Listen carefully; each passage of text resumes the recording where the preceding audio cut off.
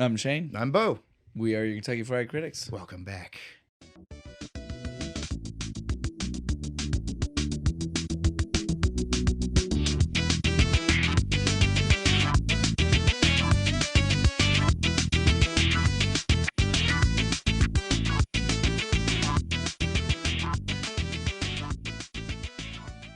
Episode 31, only because we're still at really cool, easy numbers, because Yep. last one was a round number.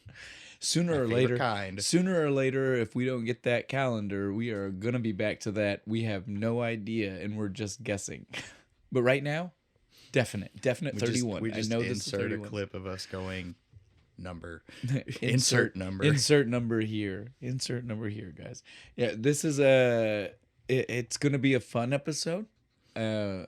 We have a fun movie. Yes. You guys have already seen the advertisements. We don't have to pretend, but we do. We just have a fun spiel, and we did it last time, and we're gonna do it again. So you guys just have to deal with it. So Right. yeah, Bo, tell us what we're drinking first. We are drinking the late, great Hannibal Lecter from Smoldered Society Beer Company. Now, you guys know what movie it is, but we still get this is just fun for us. We can have fun. We like this. You're going to listen because So, I have the microphone. You know, you guys are seeing Hannibal Lecter. You saw the picture, Yeah. So we're doing Hannibal, right? or we're doing Silence of the Lambs. Yeah. Something with Hopkins. Yeah. Hopkins, the man. It's gonna be Hopkins, right? Like, no. Fuck Sorry, you guys. people. No, we're doing Brian Cox, baby. We're doing the OG original Hannibal Lecter with a K. Yeah, well, L-E and an O. Yeah, it's and not oh, Lecter. it's not like it is on the can. It's here. not Lecter. How we're all it's used Lector. to. Lector. Right? Like, so yeah. And again, like you said, it's this Brian Cox. Like, this is so funny because like he's done plenty of other dramatic work. Yeah. Right. And I'm not trying to downplay. The man has a very story. He does theater. He is a true actor. But he's also the dude from Super Troopers, right? Like, I mean, you know, Yeah. like it's hard to separate some of the comedy. Trying really hard to not have that British accent. Yeah, Scottish, I do believe. Yeah, he's from Glasgow, I think. And so again, it's so funny to think of like some of the comedies that this man has done. And again, so even some of the other dramatic work, because it's still not this kind of role. Yeah, it's not. This is so wide. It's so early in his like movie part career. Like he did some other stuff before, but you know, like this is pretty early in his like full movie career. Yeah. To see such a wild character, man. This whole white fucking room that they fucking put him in with the plexiglass in front of the bars and shit. And he's just chill as fuck. Solid white. Yeah, dude, and he's just chill as fuck. You know, like Anthony Hopkins is all sinister and everything's kind of gray toned and dark. This room's bright as fuck. He's just kind of sitting there like, yeah, well, they caught me, but fuck you, I'm still smarter than you are. I love this Lecter so much. Like, again, he's kind of a smart ass, right? Yes, the vibe from this guy is way different. It's not as like sinister, but I think it's more fun. It's more fun. And Yeah. again, that's before we really get into anything else. That's what I want everybody to understand. If you haven't seen this one, if you're like, I love the Hannibal Lecter movies and you've not seen this one, and you're like, well, but if you're telling me it's just Red Dragon, why should I watch it? It's because this one's fun. Okay. Look, if you liked Red Dragon and you got at the end and you were like, this needed more 80s or just more to it. Enjoyment, more one-liners. Yeah, right. There are one-liners, for the love of God. You had to take your gloves off to touch her, you son of a bitch. Again, this movie is so much more fun, and I mainly say that, like, again, I love Silence of the Lambs. It's a vibe. It's dreary super and fucking dark, scary, man. and the thriller is really the thriller of it all, right? Like, the suspense Yes. is really going to get you. But they tried to mimic that so many times when they were making the other ones. Yeah. That when they got to Red Dragon, it was almost like formulaic, and Yeah, it and was you like, kinda I forget. don't even care. I've seen that movie. I can Dude, barely tell you I watched anything. that movie like 2 or 3 times in the theater, and I Wow, can't tell really? you almost. Yeah, well, by chance, we live in a town. You know Yeah, this. there's the we same live in a thing, town yeah. with at the time One was movie theater with one movie screen. Yeah, so again, if it was something that stayed in town for 2 weeks and you're a teenager, you're probably going to watch it more than once because it's the only I saw thing to Sixth do. Sense 4 times. So again, Yeah. you understand. Let's not pretend like you don't understand why I saw it so many times. Yeah, Red. I forgot. Yeah, you weren't thinking about It's a- like where it's I a was probably at. bookstore. Yeah. Yeah, so Red Dragon though is just it's so boring. Yes. It's It's dull, and it's wishes that it could trying be desperately exciting. to make it like, ooh, so suspenseful and stuff. But you're like, yeah, but I know that something's about to happen here in a second. And it leans on and again And it's normally too serious. well, It takes itself too seriously. normally Right? me and Bo don't sorry about that guys. I squeaked a little bit. I'm losing my voice a little bit. I'm really pushing for you guys. I'm here for you guys. He's feeling puny. Last week, if you listened, you definitely heard me and Bo totally misremember. This is how bad Red Dragon Yeah. is to the two of us. We totally misremembered the importance of Hannibal Lecter in Red Dragon. Yep. And even watching Manhunter, the character's not that big, but it reminded me how much more they leaned on him in Red Dragon. But again, that's probably that's why people will watch it. Well, Right? and I think that's the reason why I didn't like it, because between being so formulaic and then just like leaning on the Here's Hannibal Anthony Lecter, Hopkins. yes, Remember? I was just I think I just didn't care for it as much, Yeah, because no. the story is not that, right. The story is not. No, it's not about Hannibal. It's some He's other. a It's side like a character. He's like a fan. He's barely important, right? And so I feel like that Laurenus as the director here already he had the edge Yeah.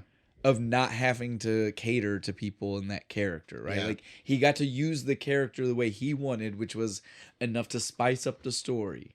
Because everybody loves Hannibal Lecter. Yeah, I agree. But since everybody didn't know him, he didn't have to worry about.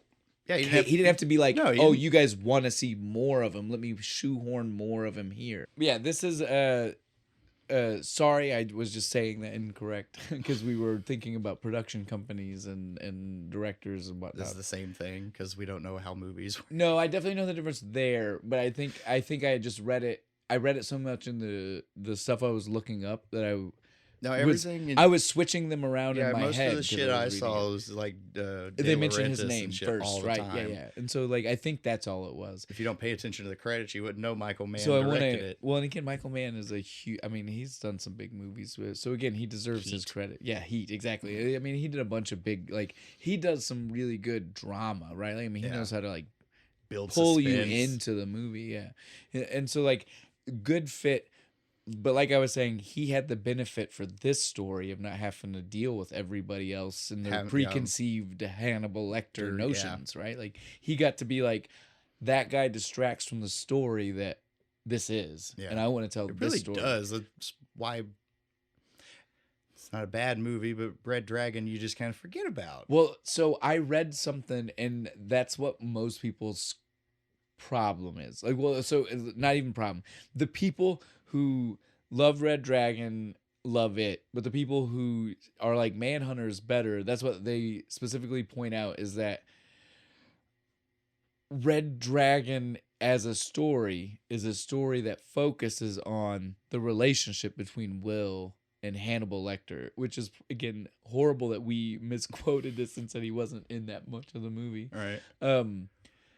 But that this movie is not. This movie's focus is on the case and the casework and what the police are This doing. is a murder mystery. Yeah, movie. and so it's different. Well, and it feels that way too, right? Like Yeah, think they about don't it, even like and introduce you who don't the bad see- guy is for like an hour. You don't see. So okay, here's the thing.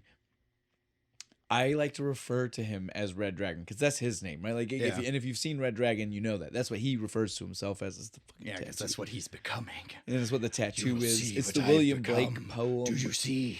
All Right. of which is not in this one. I know, dude, and you told me. Yeah, the tattoo. They they did, do did the it. They tattoo. drew the whole thing and didn't put it in this fucking movie. Did not put it in. It's weak.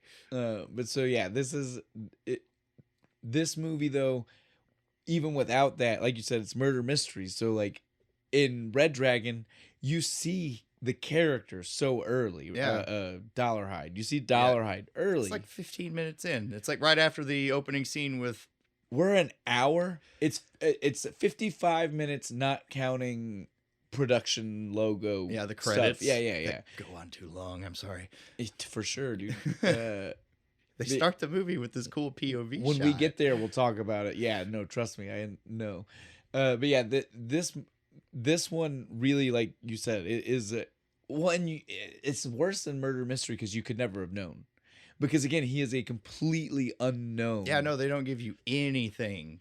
I think you see And like take a newspaper. Yes. And that's it. And I it's his love hand. that. I love Right, that. it's so good. And then you finally see him, and it's like, oh, now we're gonna get like And how the killer lives. We're just gonna see a day in the life of him. I love the way they did it for this. It's way better. It's so good. All right, so before we get into the movie itself, let's go ahead and stop and talk about the rest of the people. Like we've already mentioned, Michael Mann as the director, Taylor Rennis as the producer, or his production company as the production company. I don't really know the difference there, production company versus producer. He just wanted 2 checks. Well, I mean, how many times is he in the fucking credits? Like 4 times. Well, I couldn't even tell you if he's for sure the producer. Like I don't have that pulled up right now. I'm just saying, like I do know it was his production company. I don't know if that automatically means he's the.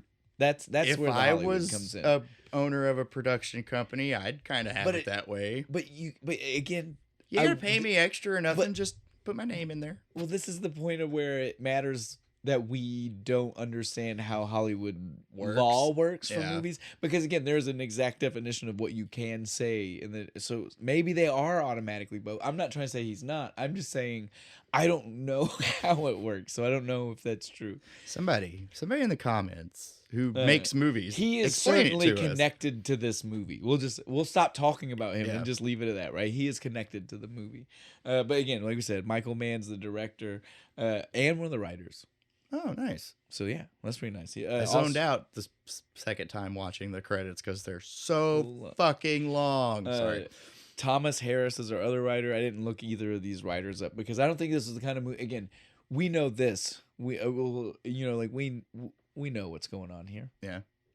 We know the story. We know Lecter. We know all this. If you don't and you want to look it up, there's thousands of sites dedicated to the rest of them, and they'll tell you everything you need to know. Hundreds of YouTube videos. Right? Like, so we're not here to educate you on that. If you don't know who he is, it's on you. But we will dive into the other people. We don't need to talk about Lecter anymore. We've already mentioned Brian Cox. We man. It's hard not to lead with him, right? Even though he's such a small part of this movie, he's only like 2-3 scenes. Doesn't matter. Right? Doesn't matter. He's still Lecter. And I'm gonna be using that in all of the social media as a hook to get people the original Hannibal, the movie, original Lecter. Yeah. So the other people in the movie though is William Peterson as Will Graham instead of Ed Norton.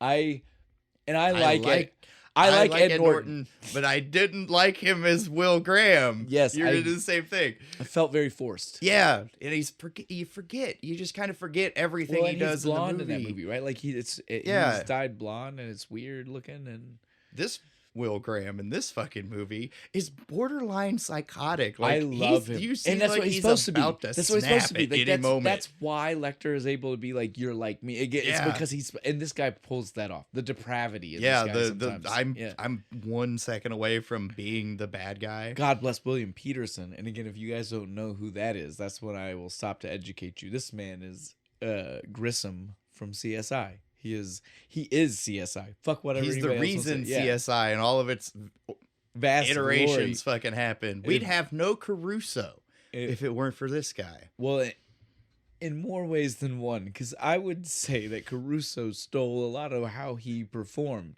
from how Peterson was. Not in the original, not from CSI, but from this, dude. Like the only thing the one-liners. All he's missing is the sunglasses and hit the fucking stone and the guitar.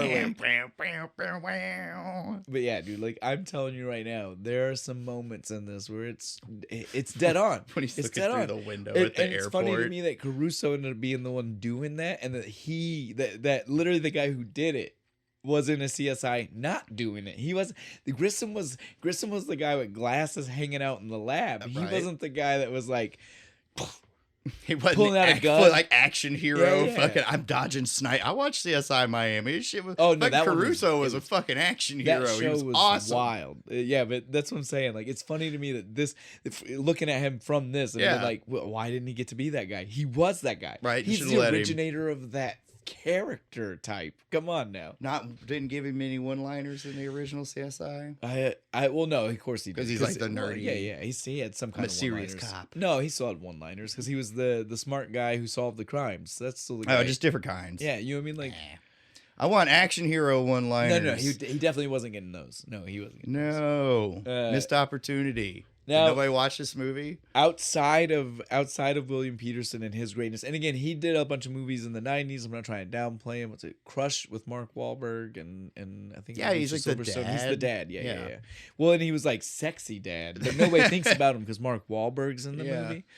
And I'm not saying that from a place where I'm just saying, like, if you go on the internet and you look this up, don't be surprised when you find that that's what a bunch of people are saying about Sexiest 90s movie. Yeah. So I mean, I'm just saying, be prepared. Dude, no, he's ripped. That scene in this movie where he's like in the mirror or the window. We'll talk about it. Dude, it's so sexy, dude. Like he's unbuttoned for no reason. It's like why hanging out in the hotel by himself, just naked in front of the window, dude, like you do.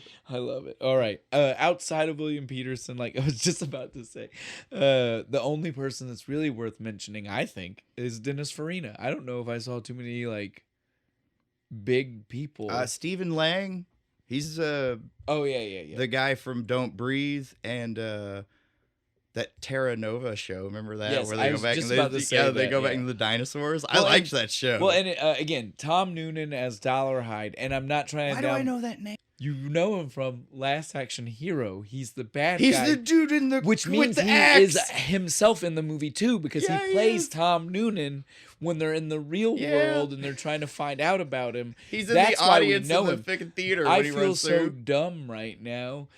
That's awesome. But that's literally why That's why the name. That's why the name is because literally they say it in the dialogue. Yes, because he's walking through the red carpet. He's like, "We got Tom Noonan here. Oh, he's in character," and he just kind of grunts at him and walks through. Oh my Fuck goodness. yes, I knew that name. He was also Frankenstein's monster in the Monster Squad. If you've ever seen Monster Squad, I do like. Yeah, he's Wolfman's got Frankenstein. nards. He's Frankenstein. Hell yeah. Yeah, okay. So no, Dracula steals that fucking movie. Yeah, he does. So again, he's got some big ones. We apologize. Yeah, sorry, man. You're awesome. You play a great fucking bad guy. Yeah, definitely. Even in this, even though it's a little bit muted, and he's psycho, and he only pulls gets it like off. He only gets like 45 minutes of the movie too. Like, well, not even all that solid him. No, he's just in the last 45, right? But his parts are like scattered throughout that 45. So right? I bet if we put it all together, he's probably got like 25 minutes in the whole fucking movie, which is sad because his psyche, dude. Again, like he's so fucking. He tall, pulls off creepy, right, without even trying. When the fucking nylon fucking mask, it's like pig nosing him and shit. Yes. But so you did that to me, and I almost didn't even get to talk about Dennis Farina because I love Dennis Farina, dude. Sorry, like, again, he's the cop of the '80s. He's like every and cop the 90s, movie, yeah, dude. And then he ended up on Law and Order, of course, as a cop. As a cop. And then he was the host of the rebranded Unsolved Mysteries. I don't remember. At one point, I do believe. I only remember the other guy, Robert Stack. Yeah, well, guy. we all remember Robert Stack, but yeah, I do believe at some point, in the late '90s, early 2000s, they tried to do a reboot. You know, like Netflix has one now. Yeah. But so that there was like a short-lived, and it was more like it was literally just like done at that time, but trying to like the new one doesn't really give the vibes, right? Like the old one. It's not like reenactment and blah blah. He hosted one where it was like full on like that, and so like I love Dennis Farina. Yeah, I bet you it's on Tubi. You probably find everything's on Tubi. So yeah, but that is definitely like most of the people that I recognized from the cast. I know one other person. One of the cops. He's the. Do you know him? No, but he's the general from Starship Troopers that they find in the closet, and he's all freaking out. We're all gonna die, and then the flying one smashes him into nothing. On that note, I think we're ready to go. We've talked about the beer; it's really good. We've talked, and we'll talk more about it at the end. Yeah, I mean, it's like juice. It doesn't really taste like beer. Well, we need to save juice. That. I didn't mean to segue into that. I'm going to mess us up. It's good, though. Just know that. Because normally we at least say that, and I don't think we did that. We got too excited by the name that we didn't say even anything. Yeah. But we can get into the movie. Movie. Manhunter. As soon as it starts, dude. I don't know about you. Why the hell did the Studio Canal logo have to have... all of those sound effects blasting. No. Before we even get to them, like normally you guys, you don't hear us even say this stuff. we don't care about the studio company Yeah, no, we logos don't and stuff give a coming shit. through. But this was so obnoxious and It was loud. distracting. I had to turn my TV down because Yes. it's like every sound effect ever known to man with some On seagulls. top of each other. Yeah, just studio canal. I I'm could like, Jesus. only imagine being in a theater. Ow, shit. Fuck me. That's like the original THX. Yeah. Where everybody was like, I appreciate that it's cool, but at the same time, can we stop this? Does it have to blow my ears out? Now I can't hear the movie. Yeah, that's totally what I feel like this. And this is worse because, like, because this next second, the next De Laurentiis one. thing is quiet as fuck and you can barely hear it. And you're like, what's happening? Am I deaf? Did it make me go deaf? I'm like, shit, now I gotta turn my TV back up. Fuck. But yeah, as soon as we get out of those dumb things, sorry guys, so we have to address it when it's that bad. When it literally almost takes you out of the movie before the movie starts. When it's one of those things, it's like it's so loud and jarring. You're like, turn it off. Yeah. Shit. I don't even want to watch this now, because that's almost how I felt. I was like, that's jarring. Right. I'm done. Woke the whole fucking house up. After we get through that, though, we do immediately start with the fucking sickest vibes ever. Right. Like intense. You feel the deep synthesizer music going. It's all creepy, and you get the POV shot of the flashlight. You feel the creep. Going Wakes the girl up the stairs. Yeah. Just flashlight blast at her face, and she's just like, it takes her so long, and you're just like, yeah, I can tell this guy doesn't know Stay her. asleep, bitch. That's all I was thinking. I was like, if you don't wake up, he might leave. Right? Like, this is bad. I feel like waking up and her being awake for this is worse. part of it. For him. Find out later. Definitely. Yeah. Definitely But, so I feel like if she'd have just stayed asleep, he would have got bored and left, right? I don't think so. Maybe threw a shoe at her. Mirrors can be placed in eyes regardless. That's fair. He didn't care about the real looks. This is gonna be one of those weird ones, because I don't know about you, but since we are coming from the fact that people know most of the story from either watching it before getting here or having seen Red Dragon, I don't feel like it's as bad about not. We're not surprising anybody. No. If we give out, like, we're not gonna try to do it's not a shocker. But we can mention things like this because, again, I feel like it's not that far into Red Dragon when the mirror clip happens. It's pretty early. Yeah, it's like one of the first kills they show. He's just someone putting the mirror and stuff on it, and him being all right. And so again, like the vibe for this one's way, like, because again, then in this one, the mirror is like, it's 30 minutes in before we see a mirror. Yeah. We know this. It's after we meet Will and they drop him off, and it's like, oh, the mirror's broken. What's that about? So just be ready. We're probably gonna drop these because we just assume you know. Yeah. From this movie or Red Dragon, we assume you know some of this stuff. We'll only not spoil movies that are new, and I don't think we've ever reviewed one. Well, it's not even that. Sometimes it's just fun for us to have the conversation. Yeah. Without worrying about it. We know that people know the surprise ending when it's a 30-year-old movie, but it's a lot more fun to have a conversation and pretend we don't. Yeah. Like, hey, wait. Let's wait. We got a surprise. Yeah. Well, just like how we started for that one guy who has never seen this movie. Well, it's just like how we started the episode where we're like, you guys literally have heard us do this bit and you've seen what movie we're doing before you got here, but you're gonna listen. You're gonna listen to us be silly and tell this joke. So it's just like that. It's the same. It's all good. Dad jokes. You're a dad. You're allowed to get away with corny ass jokes. After, though, we see this assailant moment with the girl and the flashlight, and she wakes up, and it's super tense and awesome. And then the Manhunter, and you're like, sweet. Black and neon. 5 fucking minutes of credits. Can we address the neon green of it all? Oh, that was really cool. That color was wicked. I loved the font for the Manhunter thing. Like, and I was like, sweet. This? I'm super in, right? And then 5 minutes of black screen and credit and synthesizer music. It's the worst. It brought the whole thing down. I was like, all right, God damn it. Come on, let's get back to the fucking movie. Well, and then when they get back to the movie, where are we at? We're on the nice sandy beach with 2 dudes sitting on a log. No context. Nothing going. Oh, we have no idea. No idea. They're just talking. We don't even know what the fuck they're talking about. Apparently, Jack is a cop. They don't explain this very well, but Jack's a cop. We can explain. And he's working on the case, and he's trying to bring Will is in. retired. Yeah, because... Well, again, the reason we can talk about this is, like I just said, if you've watched Red Dragon, you know this because Red Dragon actually... The Red Dragon does a prologue to everything and lets you know why he's on the beach. Why he's hanging out and retired. Hannibal Lecter stabbed him even after he shot him and stabbed him with like 3 arrows in the chest. We don't see none of that. We don't even get those details in this movie. We don't even the red dragon shit was just way too much. Well, and I told Bo, I said I don't even think that in this movie we get told Hannibal Lecter is a cannibal. I don't think it's mentioned. It's not. It's not mentioned totally once. past. And he's just another serial killer. He just killed college students, I think, is what he says. Like 6, 9, 2 survived. Yeah, then it's he 6. Killed 9. No, right? No, he was saying there were 9 total killed. Oh, okay. And 2 people that were not killed. They were survivors. Yeah, that's what he was saying. Okay. My math was wrong. So there are 11 victims altogether. 9 dead. Yeah. I guess that let's be really clear that way people know.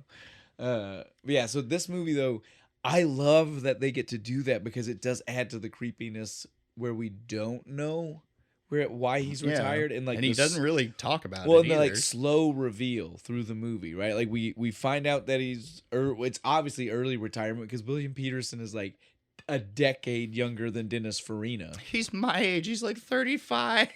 Dennis Farina looks like, well, again, and this is not, Dennis Farina has always just looked like, he's always looked like he came out when he born with that mustache. When he was a 70-year-old cop, he still just kind of looked like a 50-year-old cop. Yeah, he didn't age. He hit 40, stopped, and just looked like this grizzled 55-year-old New York City detective forever for the rest of his life. It worked for his movie career, right? It really helped. No, dude, man, way to fucking just keep a fucking role. But yeah, so it does not help though when you see him playing a character where they're like pseudo trying to say they're close to the same age. Because I'm never looking at Jack and Will and be like, oh, you guys are the same age. No, it seems like more like you're like his mentor, right? But they talk to each other. Like they came up through the academy together. Yeah. It's just like, okay, whoa. Yeah, Jack is pulling Will back, right? Like he's just like, yeah, dude, I need you, and he knows he'll do it. He slides him the pictures of the families and stuff, and he gives him the timeline. He's like, he does this every full moon, so we got like 3 weeks till the next one. And he slides him the family after asking about Will's kid. Yeah, and they're walking down the beach toward him and shit. He knew that Will was gonna be like, oh, family. Yeah, I can't let a family let a family die. If he's already done this, and it stays through the whole movie, right? Like he constantly is just looking at this picture of this family, and he's like, "Yep, can't let it happen again. I'll be goddamn." It's like his inspiration, right? Like when they get down to the line, he's like, "It's 11:30. We're fucked, man. We just have to wait for the next one." He's like, "I say when we're fucked." Yes, dude. Again, this man and this family really gets to it does way more than Ed Norton. No, Ed Norton's just kind of like, he's kind of like, it's my job. I have to do this because it's my job. This guy's like, no, if I don't get this figured out before it happens, my entire psyche is going to collapse. Well, because he feels the weight of the people that, right? You think if he'd not got him and he'd got that fucking nice lady in the pool from the picture, you think he would have just completely collapsed, been in the cell next to Lecter? Oh, definitely, for sure.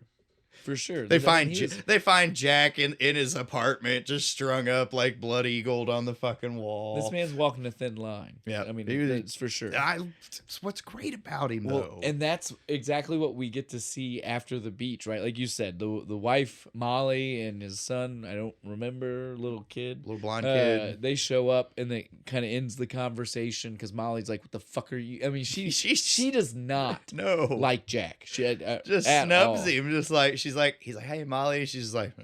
And then literally we get to see their conversation, right? They walk off and she's just like, look, what the fuck are you doing? I thought I told you you're not going to bring him the fuck back in. Right? Why are you here? If you were his friend, you'd leave him here on the fucking beach. You know what happened. He said, I'm trying my best to leave him alone as much as I can. She literally was like, then why are you here?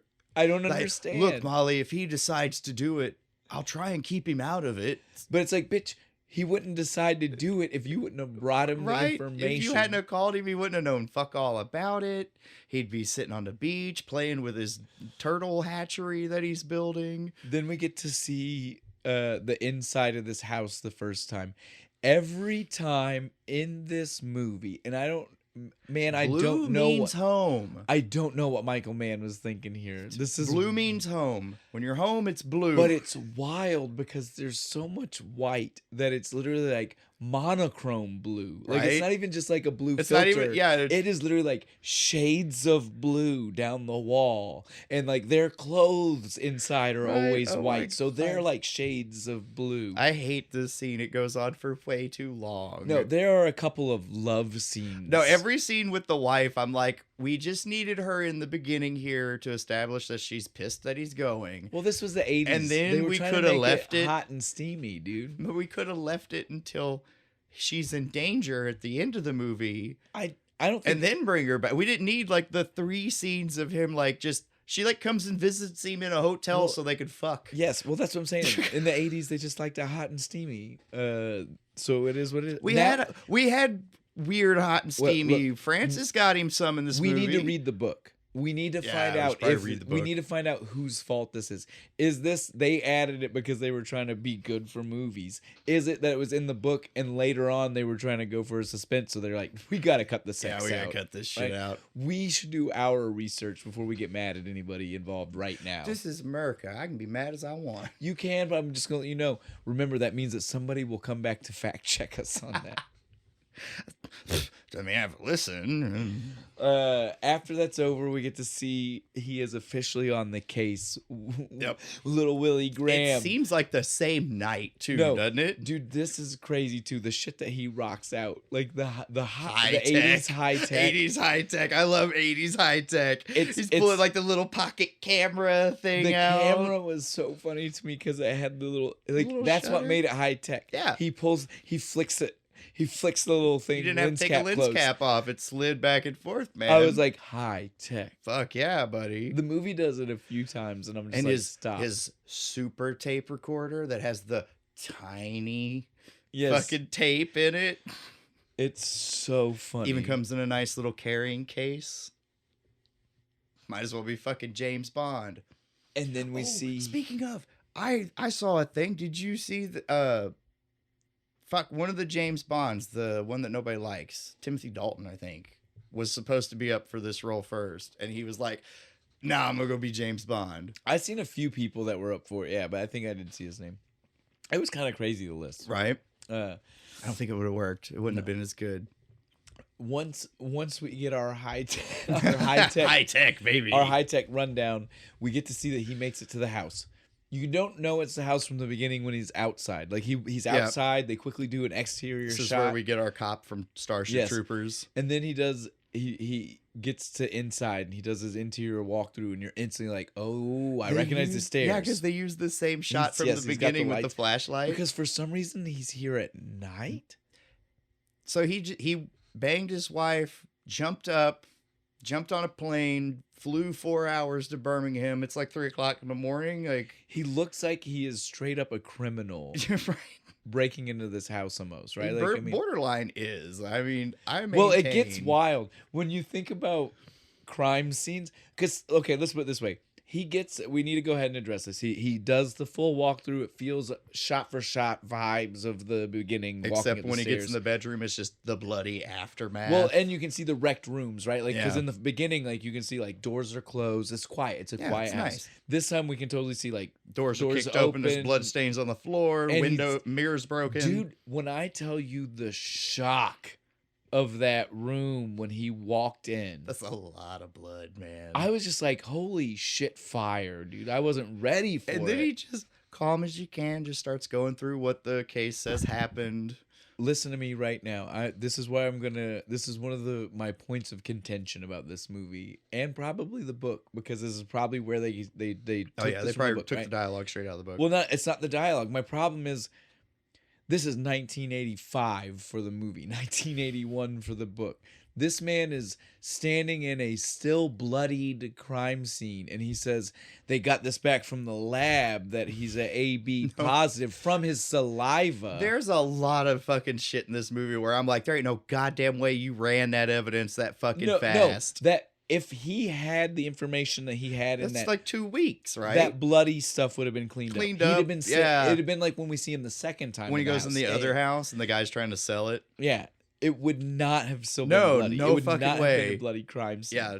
This is the most efficient FBI has ever been. 86 was a great year for them. They had all their fucking labs running like clockwork. It's when it's before they gave out to the community the technology that they were already at. They had ahead, but they just never got new stuff. So now they're behind. Now they're behind again. But in 86, that's what happens when you sit back on your laurels, man. In 86, though, yeah, they were on it. Did it not blow your mind? Because like I said, he's standing there, bloody house, which right? literally means it just happened. Like 4 hours max. Like the police just left this place. If you would have told me it was a blood test from blood, he knew AB positive or whatever it was. Yeah, that from real blood. I'd have been like, dude, whatever. The dude outside. I've seen those. But he licked the suction cup for that. So it's saliva. I was like, that would have been through a centrifuge. Like, right. I mean, you'd have to separate proteins. This is 86. Like I watched the fucking FBI files on Discovery. I watched CSI, Grissom. Tell me now that's not what would have been going on. I like how yours was a fictional show and mine was like real life.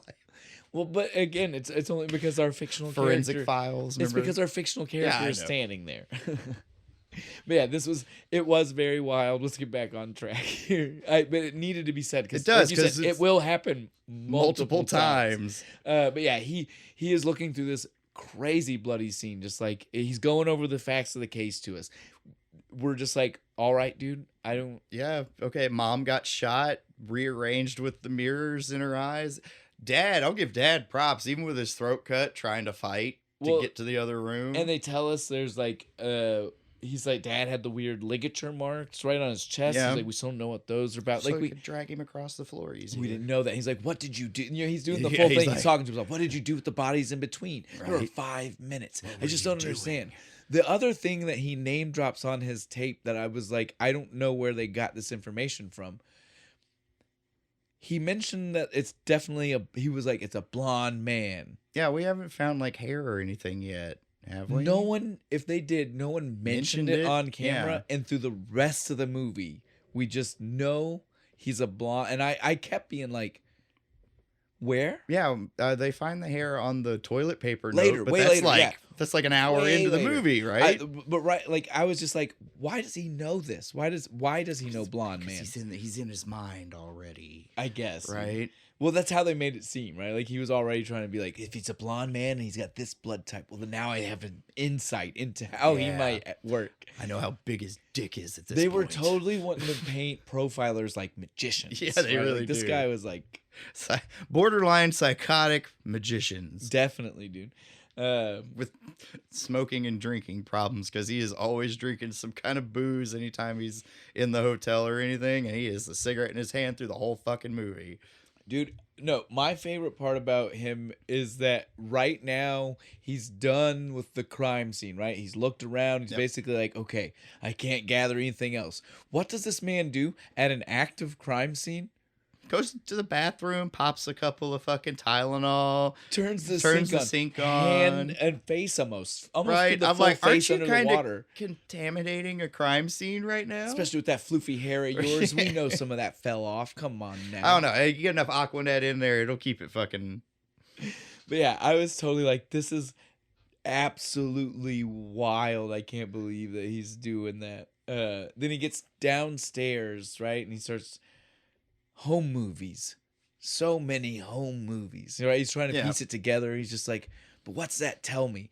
Then this is when he revisits upstairs, even though he's downstairs. It's like, and the wife. There's something about the wife. There's some odd cuts, right? Yeah. It's like, I'm downstairs. Click. Now I'm upstairs again. Well, because it's supposed to be like he's doing his mental walkthrough. Yeah. They just didn't have like special effects to do like a really good way to show that, right? But this was my favorite. This wild mirror fucking the mirrors. Yeah. The way he says it. The mirrors. What's then, like, so special about the mirrors? And then the phone rings.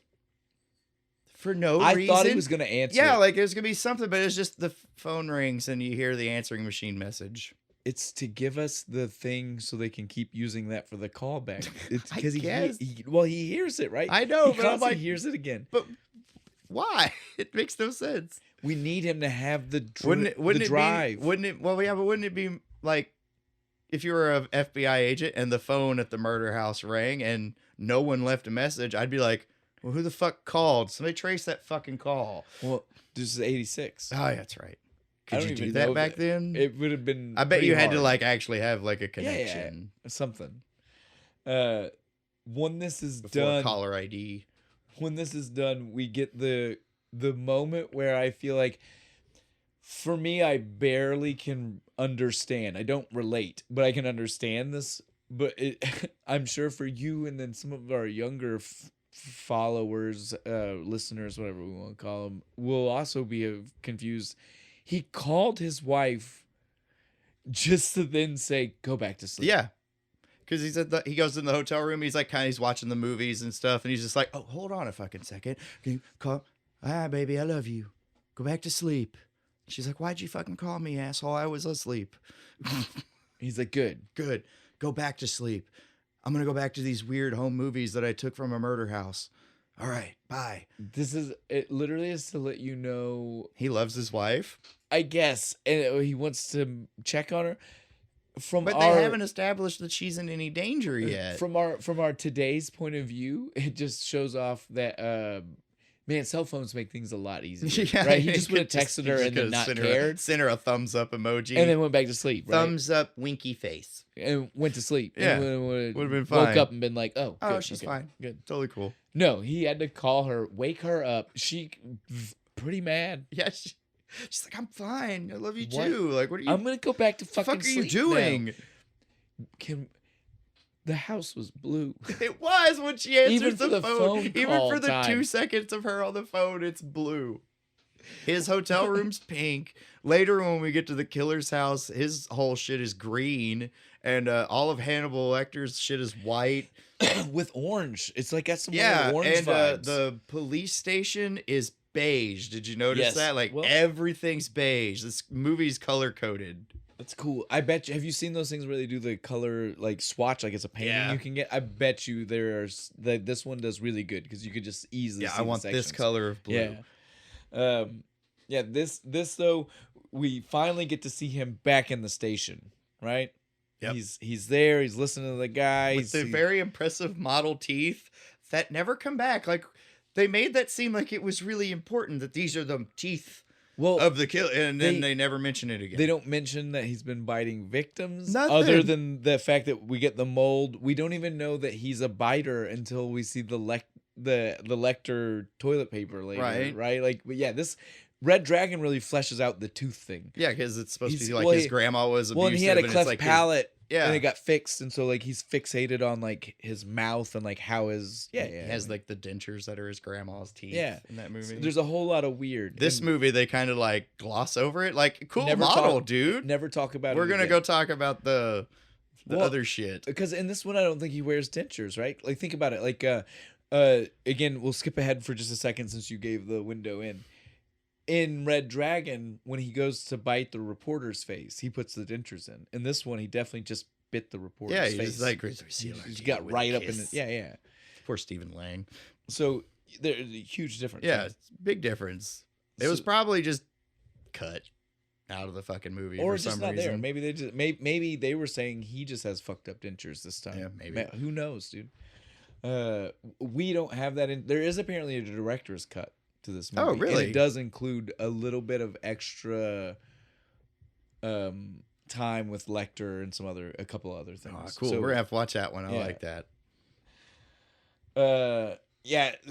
Once we see though at the station the captain take over after the tooth conversation, he immediately is like, look guys, I've seen the stuff coming out and I've heard the rumors flying around. I'm gonna tell you right now, we don't use tooth fairy. I don't want to hear it in the reports. I don't want to see it in the internal memos or any of this shit. I don't want to hear it right now. No tooth fairy. And then he goes over to Will and Jack and he's just like, we have no fucking motive. Get me a goddamn motive. His dreams. Okay. Was that weird? Yeah. They're in his dreams. And then I'm with the fucking chief. I'm like, the fuck does that mean, man? You got to give me more than that. The random dude. Lecter, right? You got that Lecter guy. Yeah. Isn't that the one? Didn't he stab you? Thanks, man. Appreciate you reminding me about that. He's the one, he killed 6 kids, right? We've already had this conversation. Yeah. 9. Two that survived. Crazy bastard. can't believe that happened. He cut him good. Cut him good. We don't even do later when we see the scar. It was wicked. Oh yeah, no, it was. It just goes straight up his stomach. The movie though does not set you up for the fact that it was. I mean, I guess it kind of does. The people were like, I mean, that Lecter guy was a maniac. I heard what he did. Kind of set up for it. Fuck, dude. When I seen the scar, I was like, dude, I feel like this Will is way more internally conflicted than the other Will, than the Red Dragon Will. Oh yeah, he's one bad day away from being Hannibal. Definitely, right? Like, if his buddy, when he hadn't have told him later in the movie, like, go to therapy, there's something wrong with you. Yeah, he would have started killing people and using his FBI credentials to like get away with it. We'd have had a whole different fucking movie. Oh, you know what we forgot to say?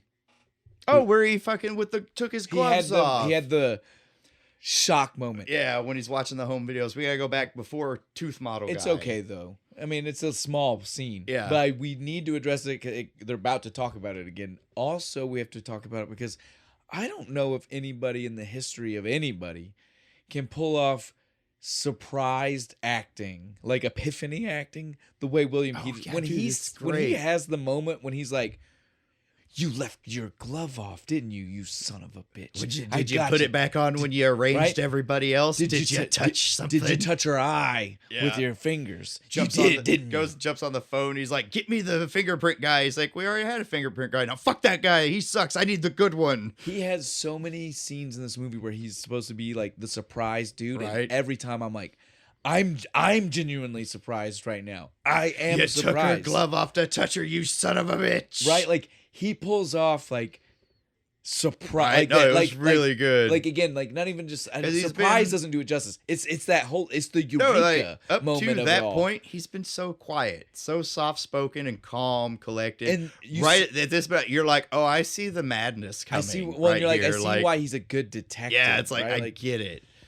Now we can jump back to where we were, and the reason we needed to stop and do that is because it's fingerprint guy calls. We do have a partial print, only one tiny piece on her cornea. And can we? Can you do that?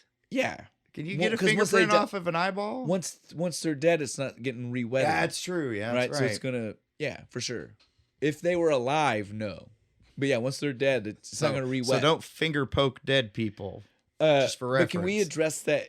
They were excited, right? They were like the smug look Jack gives the captain, like, yeah, see, we've got something now. But they have it literally it's a partial. It's not even a full one. Well, they say it. They say specifically it's the tip, right? Yeah. That's not. Think about when you do a fingerprint. That's nothing. That part is barely fingerprinted, right?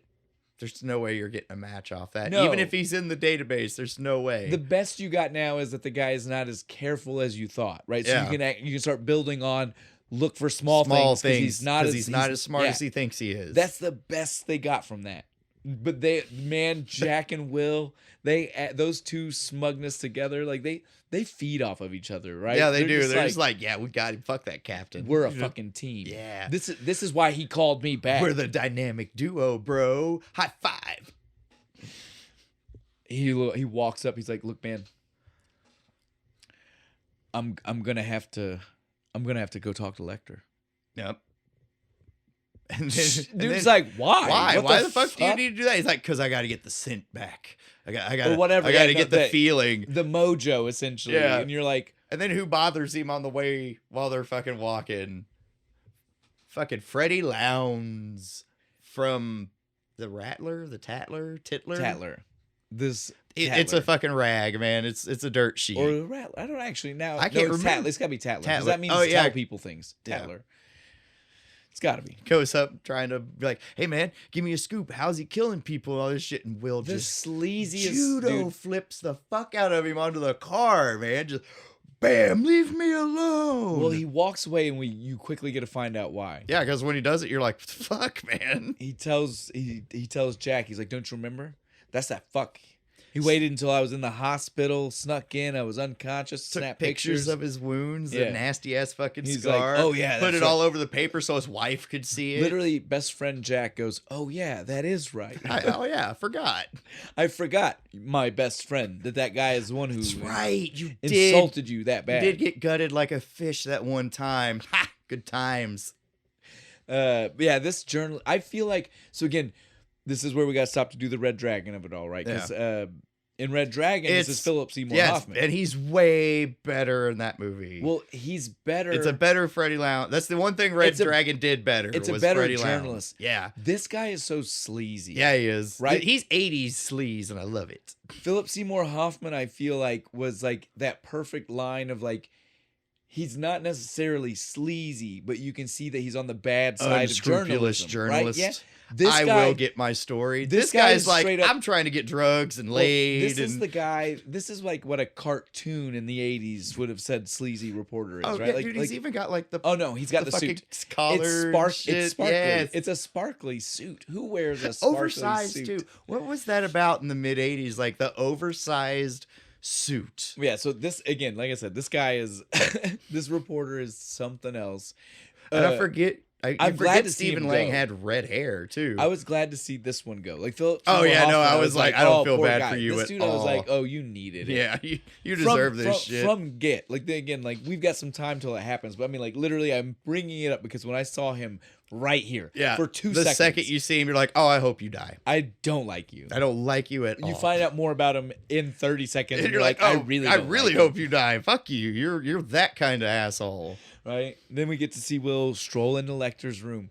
This is so dope. It's solid. Well, and again, yeah, we already said it's solid white with a little weird like orange tones. We're gonna stop the differences between Red Dragon and this, but it's hard not to. Yeah, right? It's really hard not to. But so like, especially and it saves us from having to do Red Dragon. This is wildly different, right? This is so wildly super different. Because like when you see like it's a pit in the ground in Silence of the Lambs and in Red Dragon, right? Like so dark and gray. He's such an evil, crazy man. They've locked him away from anywhere that he could see the light of day or people. It's over the top and not real, right? Right. This is real. Yeah, this is like where you perfectly white room. Like a criminally insane man would go to something like this. It's not big. It's tiny, sterile, solid white. So that way it drives him crazy because it's got that weird fluorescent light that's not really light. Yes, which is magnified by the whiteness everywhere, right? Like this is perfect. This is real. I believe this. Yeah. The one in Silence of the Lambs and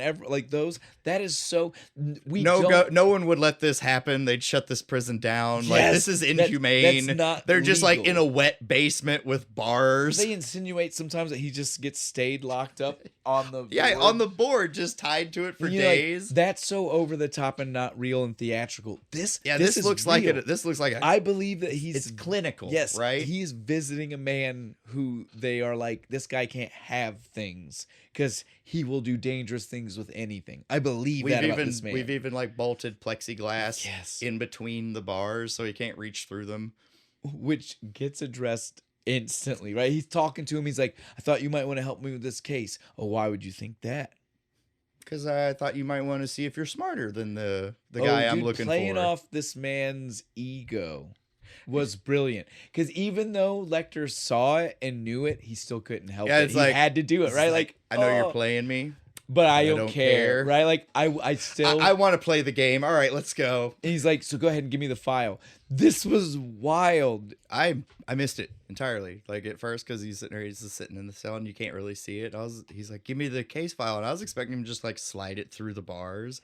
I mean, bangs on the wall and the dude has to come in and shit. That's the part I was waiting to say. That was so wild to me. That's how that had to happen. Right. That he couldn't even put it in the thing himself. No, he had to have the dude hand it to him, and the guy it doesn't even unlock it. Just no. William Peterson could have opened. Yeah, he that totally door. could have done it himself. That's what I was waiting to say. That's why I was so like giddy. I was like, "You go ahead and say your part," because I was just wanting to be like, "Why was that the way that had to happen?" What the dude was? He wasn't even in the room. There was no signal to him. I don't even understand how he knew it was his time to come in to be like. This is cue, right? Well, I mean, the actor I get. I know. But I mean, like, the cop, I don't get. The security guard. Super listening in on the hidden mic, man. He's just I guess so. Oh, I bet they need me. I should probably go in there. Yeah, it was definitely a wild transition to be like, hey, okay, let me come in, put this in, and hand it to him. This is one of those spots I'll stop to say that Michael Mann did some wicked cool directing that you would barely know he did. But it's because he did it so well that you barely notice. Huh? Is it what I think it is? I don't know. You tell me. Is it the way he framed the shots where every time it transitions back and forth, they're through the exact same set of fucking bars? Yes. So that way they line up. They Yes. line up so that way when it they're not perfect. I did put my fingers on the screen to be like, are they perfect? Your fucking measuring tape. It's not perfect, but it is definitely a close enough lineup that when you're just watching naturally, that you're like, holy shit! So they're like I'm already seeing, because they're already like hinting at the like, you're just like me. Yes, they're reflections for of each want other, of right? one little thing, you could be on the other side of this fucking gate. Again, beautiful touch. Right. I so noticed nice. that too. I'm glad you did. Yes, dude. It's because it's wicked cool. Because it really is. It took me the second watch through to notice it. I was like, oh, that's fucking badass. They're like perfectly, in the exact same. yes. So that way when we did the back, because that's how that conversation works. It's literally just like fixed camera back and forth from the two sides. Yeah, it keeps cutting back and forth. Oh, between them. So cool. It is good. And again, it's so that's why I wanted to point it out. It's subtle. It is a subtle thing that makes all the difference in the scene, dude. Like, you'd be taking out so much more. It's kind of some David Lynch shit, right? Something he would do. Like, something if you third, fourth time watching it, you'll notice it and be like, that's the sickest shit ever. I agree. And on top of that, their conversation, as opposed to any conversation I saw Hannibal Lecter, Anthony Hopkins, Lecter, not Lector. Yeah, not Lector. Yeah, so this is Lector. He's from Norway. The other one's more Germanic. So this Lector, his conversation with Will is so much more of a chess match. Yeah. Right? Like, Hannibal Lecter that we all know is a lot more of a, I'm smarter than you and I know I'm smarter than you. So it doesn't feel like a chess match. It just feels like he already won and he's playing you. This literally felt like a chess match. Like, there was back and forth. Right. Again, we see him play on his ego, and then we see back, you know what I mean? Like, this was cool. Oh, yeah, I love that shit. He's like, well, if you're so smart, you should be able to help me catch this guy because you're smart, right? And he's like, well, aren't you smarter than me? Because how did you me? Right? So you should be smarter under that logic. The way they fucking pull this conversation How did you catch me, Graham? How did you? How did you catch me? It's because you're like me. Right? And he freaks out and leaves the fucking room. I am telling you, dude. I love it. They did this so like, you can't do this to like the Hannibal Lecter that we know from the newer movies can't be this guy. No, you because can't. He's supposed to be the smartest dude in the room, and he knows he's smart. This guy is different. Yeah. This guy's smart. He's not trying to play it like he's the most intelligent guy. He's trying to play it different, and so he does have a real battle of wits that goes on, right? Like, again, when you see Anthony Hopkins and Clarice, you know, like when it's different. It's not much this. more. It's more like a Sinister because he's like more of a horror movie villain. Yes. This one, I'm just a crazy serial killer, and you just happen to fucking catch me. Right? Someone would be a smug smartass about it. So he talks like really fast, so you don't like catch what he's saying because he's trying to trip you up. So good. Yes. Dude. Not enough respect for Brian Cox's Hannibal Lecter. Right. Just saying. I'll study him for you. Keep bringing me more of his work. Dude, I love it, man. I'll call you at your desk, unless, of course, you want to leave me your home phone number. It's like, dude, shut the fuck up. No, that was his reaction, was like, are you for fucking I'm real? getting the fuck out of here. I'm done on that note. Peace out. I like it. He leaves, and the longest run in cinema fucking history, we literally watch him run down like the 8 fucking because he was floors. scared. He was scared of the "you are me." He was so scared of that. I am not you. He had to run away. The breathing, dude. Right. It's the only time in the entire movie where I was like, did they put like a lav mic on him while he was It's running? the only time in the movie where there's not like deep synthesizer music or a pop ballad. It's just nothing. Him breathing. It's for the breathing. Footsteps. It's for the breathe. They were like, look, fuck everything else right now. I just want to know that William Peterson can breathe. Yeah. And he's in good shape because that was like a 400-meter run that guy did out of the building. But what do we see when it's happening? Stupid son of a bitch is following him. Fucking Loads or Leads or whatever. What's his name? I don't even remember. Hang on, I wrote it down. I never wrote it down. I hate that is. guy so much. I never wrote it Freddie down. Lowndes. But yeah, he's watching, snapping pictures. I knew it. Yeah, it gets him on the outside of the... Lecter's... He wanted to That's prove... That's a prison, apparently. Yeah. Did you see how nice that fucking building is? I think I read that it's actually a museum. That makes way more sense. Yeah. But yeah, so he had to take proof that he was, because remember, that's what he asked him about earlier. Mm-hmm. Was he was like, "How's Lecter? How's that guy?" I know you're. I know you're in on this, right? Man, like, let me in. So now he's got the proof. Now he's like, I knew he was, and it's like, yeah, but he honestly, but it's like literally though he honestly wasn't when they talked the first time. It's like I just got here, man. It's like, this is an amazing coincidence that you just stumbled on, but I don't normally speak to the guy. In fact, after I had talked to you, I decided to go talk to Lecter. It was kind of your fault. You put the earworm in my head. All your fault, motherfucker. This was dope though. After this, Lecter getting the phone. Oh my god, the MacGyver with the gum. The 1980s hacking of a phone, the prison phone, because it's got no buttons, so you can't dial. Freaking, as you taught me. Yes, a freaking. Yeah. I'm proud of you, Yay. Bo. I was just about to ask if you remembered, and you pulled it out yourself. Freaking. That's right. Freaking is when you do phone hacking. And so yeah, he pulls out. Dude, this was so wicked though, because he unscrews the faceplate, pulls the foil off the gum to make it a longer wire connector, like fritzing it out and shit to like get the operator.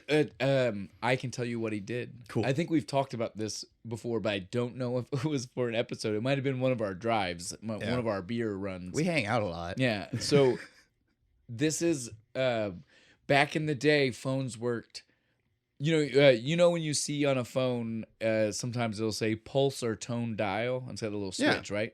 So tone dial is what we use today, and it's what you saw in Hackers. You remember he played the tape and made the sounds, and it then connected him. Is because we use tones. The buttons have a tone associated with them. Back in the day, it was pulse dial. Pulse dial means that if on, say, a phone like that where you push a 9, the 9 actually then goes hang up, hang up, hang up, hang up 9 times. So when you pulse dial, like say for instance a rotary phone, that's when you hear the chick chick chick chick chick sound as it's going around the circle. It is hanging up electro. And then it is literally hanging up and reconnecting. And neat. So what he just did was pulse dialed 0. He tapped the wire 10 times to be 0, which would then connect you to the operator. I know this because of my dad. You all watching this movie and he just explained it? No, it's even better than that. You're going to love this. Nice. It's from Are You Afraid of the Dark?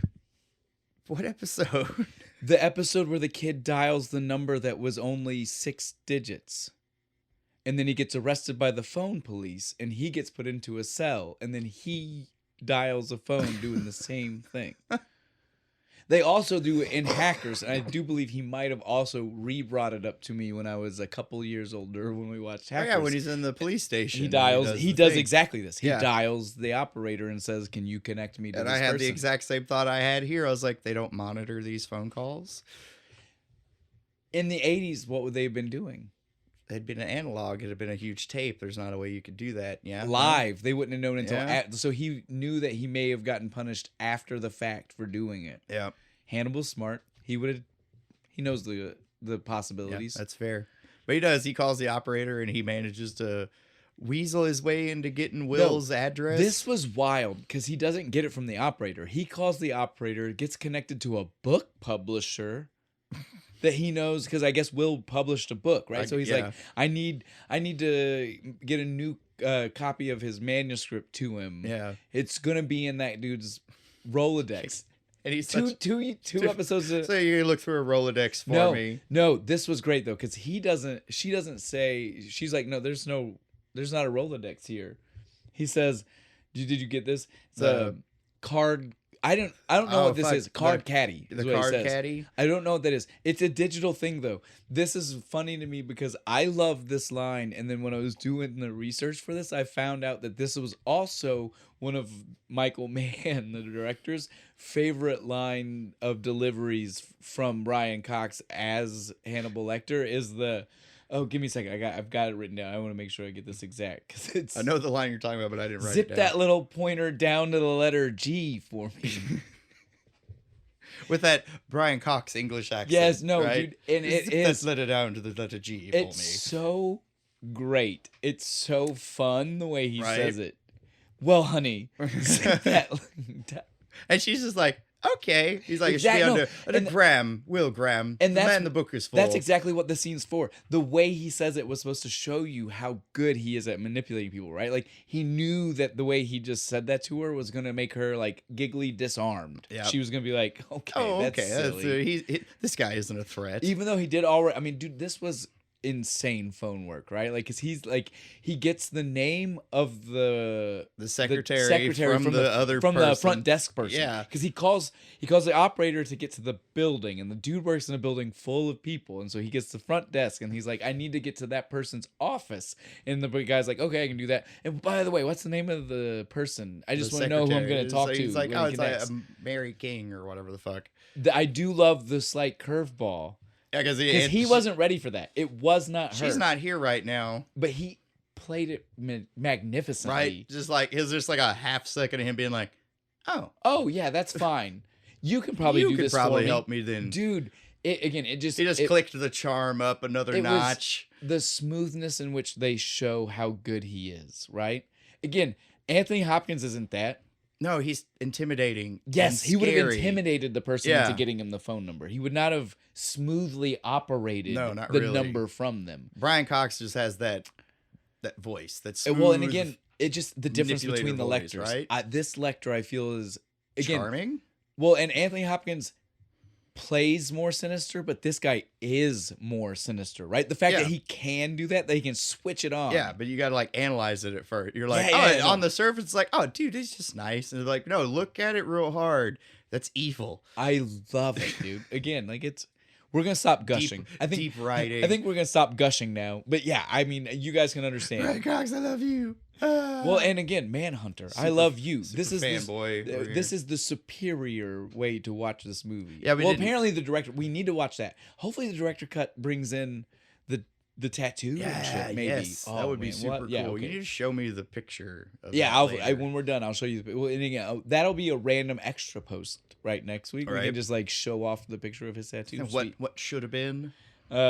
Yeah, so this is the point, though. He is, we get to go back to Will. Will is, he's on the plane. Well, and he gets this little letter, right? The computer the little script. letter like, we found the dead cat. Whoa. I had to pause the fucking thing because they try to move it across too fast. Yeah. And again, I've seen Red Dragon. I know this part. Seeing it written on that and how he read it and just like threw it away just felt so much more cold. Right? It's like, oh, okay. Cats. Oh, he's killing the pets. Yeah, whatever. I don't give a shit. Well, because they don't bring evil part. They don't barely bring it back up in this movie. No, they barely even mentioned that the other ones had a dog that he stabbed to death. And so it made seeing him like knowing what it actually means and seeing the way he reacted to it. It's like, oh. I feel horrible that you just did that because I know what that letter actually like. I know what you should be gleaning from this evidence. It's one of the few times I would say that this movie like totally missed it. Like some of the things they edit out, it makes sense. We know why they edited it out. Yeah. They got rid of the Red Dragon William Blake shit because they decided not to call it Red Dragon. It was already a 2-hour movie. That would have added 30 minutes because apparently they're supposed to like go to New York. Well, think about it. Find the painting compared and to Red Dragon. Well, that happens in Red Dragon. Yeah. They do that, but also Red Dragon does the full beginning prologue. Is that a 2.5 hour movie? It's a 2.5 hour. Yeah, movie. see, that's what so it's an extra 30 minutes. An extra 30 minutes. So yeah, because this one's 2. Yeah. And think about it. In 80, that was 85, 86. That was pushing it. 2 was crazy. I mean, you got to get like super like what are they called? Studio support to get away with a 2-hour movie. Like they had to believe in this fucking shit when it was coming out. Yeah.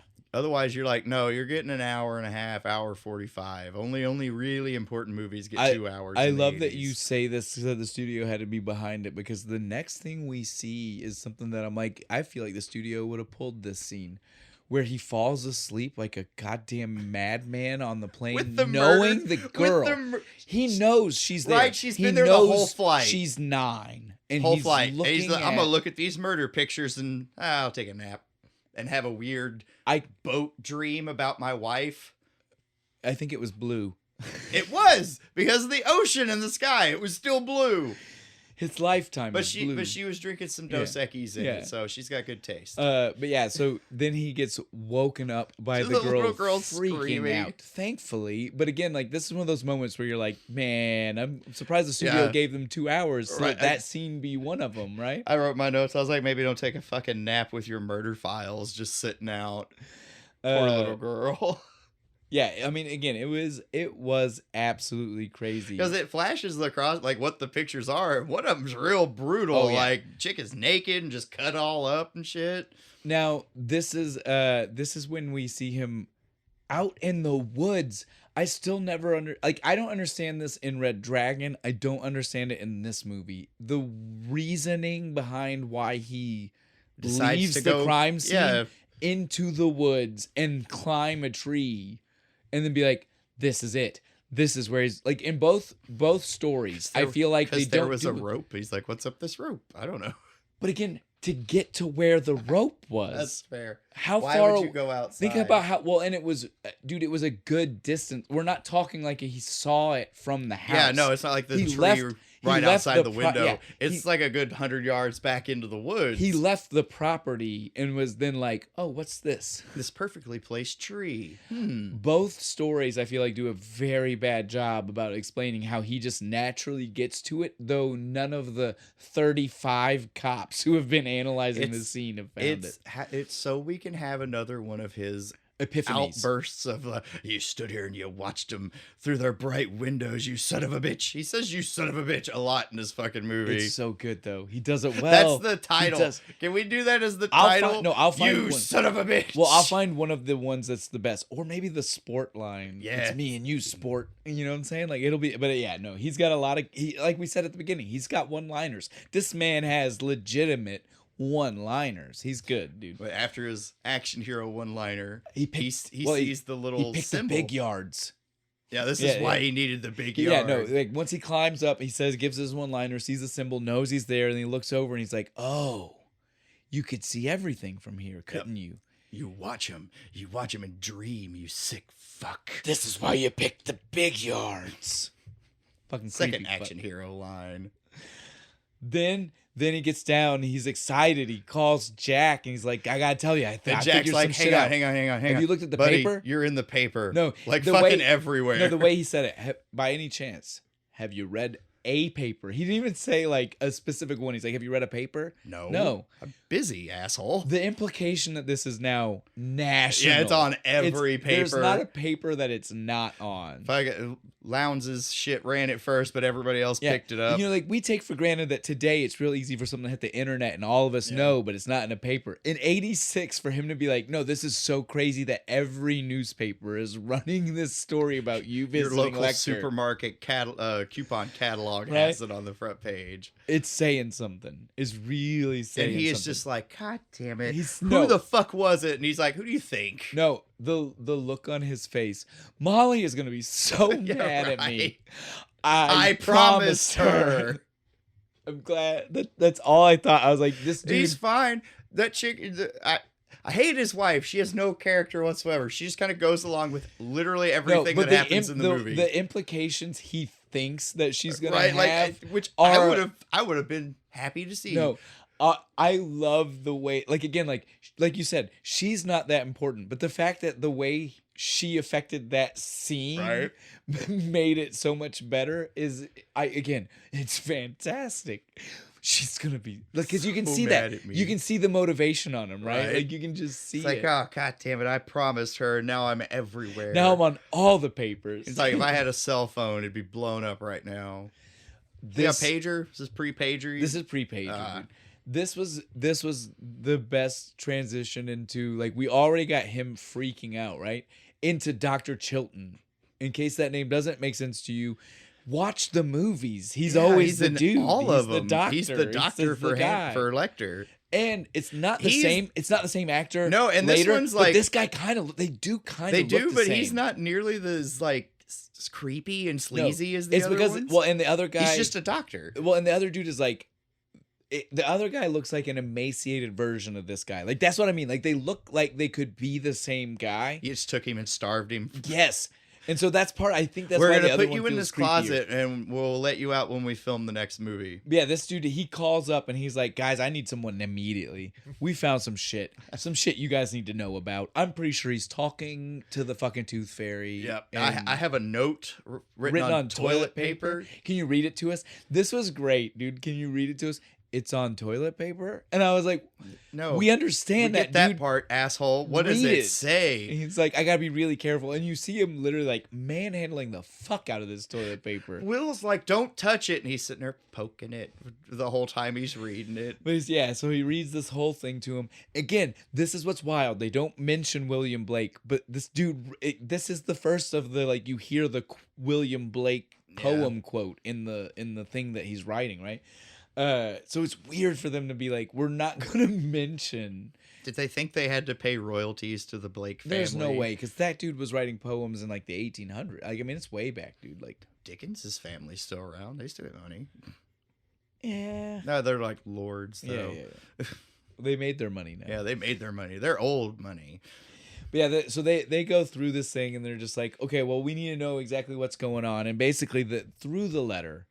Again, this is that moment where I'm like, you guys know. You've watched Red Dragon. You know. He's communicating. It is him, and he's talking to Lecter. He's very excited that Hannibal knows who he is and has shown interest in him. Can you believe how they talk about us in the papers? The Tooth Fairy. I mean the Gull. I hate that name. The way... Absolutely absurd. But then they bring up Will. I am very interested in investigating him. And then the next line is like, it's where the rip is. He's like, then there's a piece missing, and then it comes back to say this extra stuff about.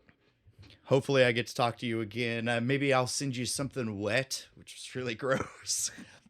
A very Signed, gross. Avid fan. Also, toothprint in the paper. We don't see that, but we know that because they show us later when they start analyzing. Remember those teeth 45 minutes now ago? They finally get to use them. Now we bring it up.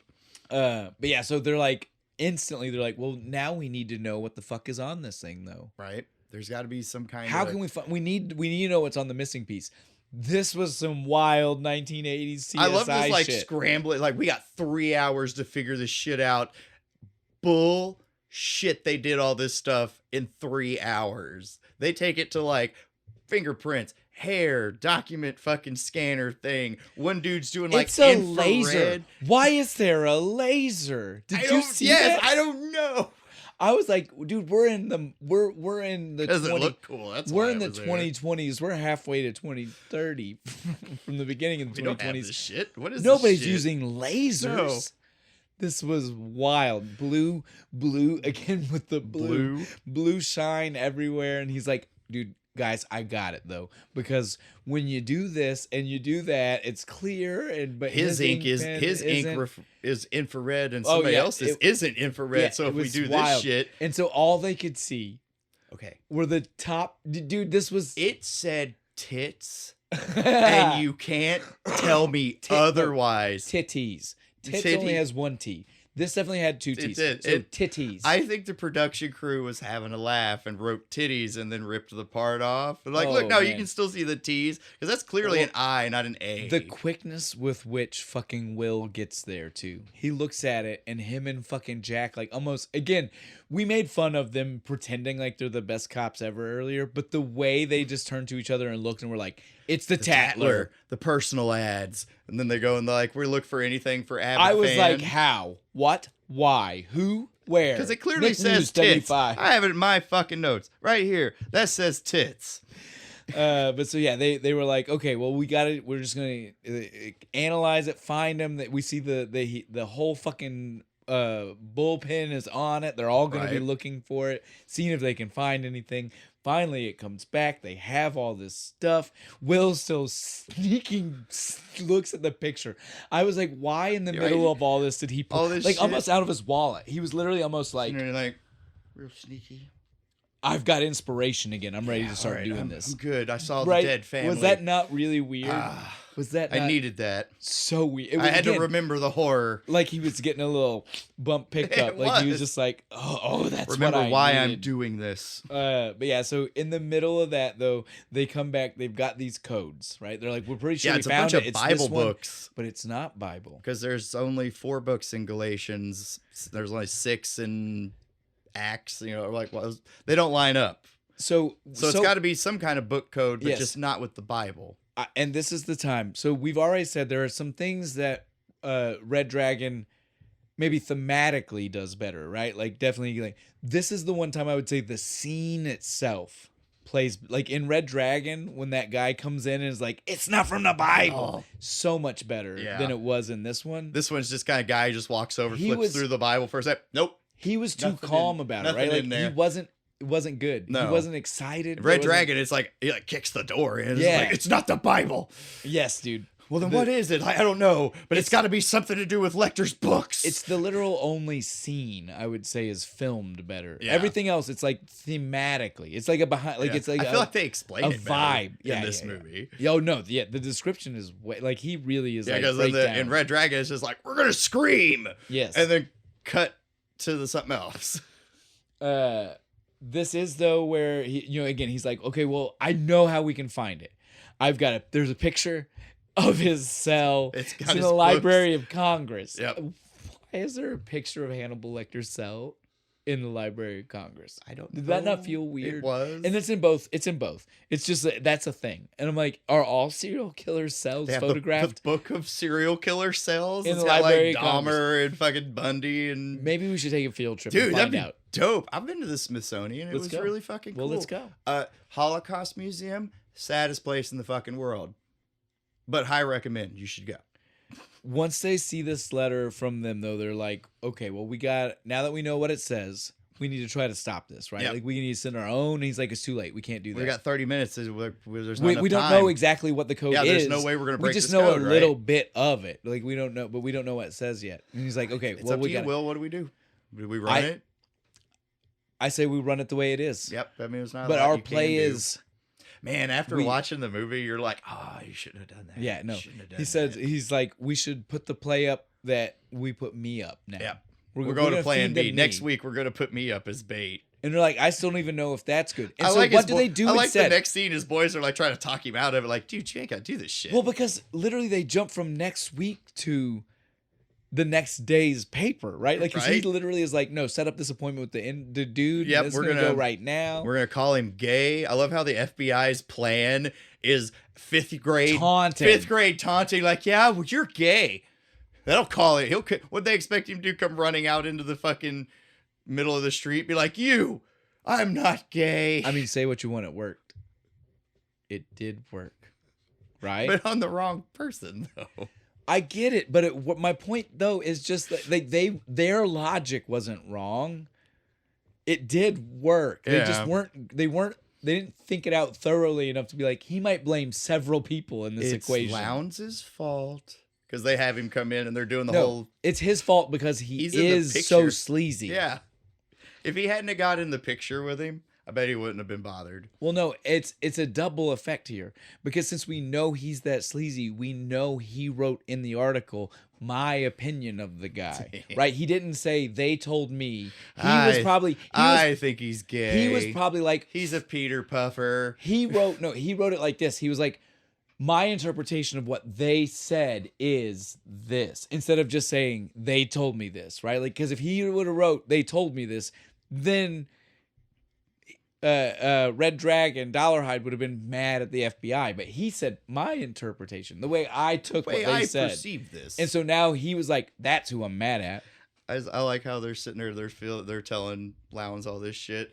And then they're like, oh, and we think he like fantasized about having sex with his mom, and Jack's just over just like laughing. He laughs about it. And they look over at him for a second. I'm like, I think he was laughing because he's like, really? We've resulted to like fifth graders? Like that's why he's laughing. He's like, really? This is our plan.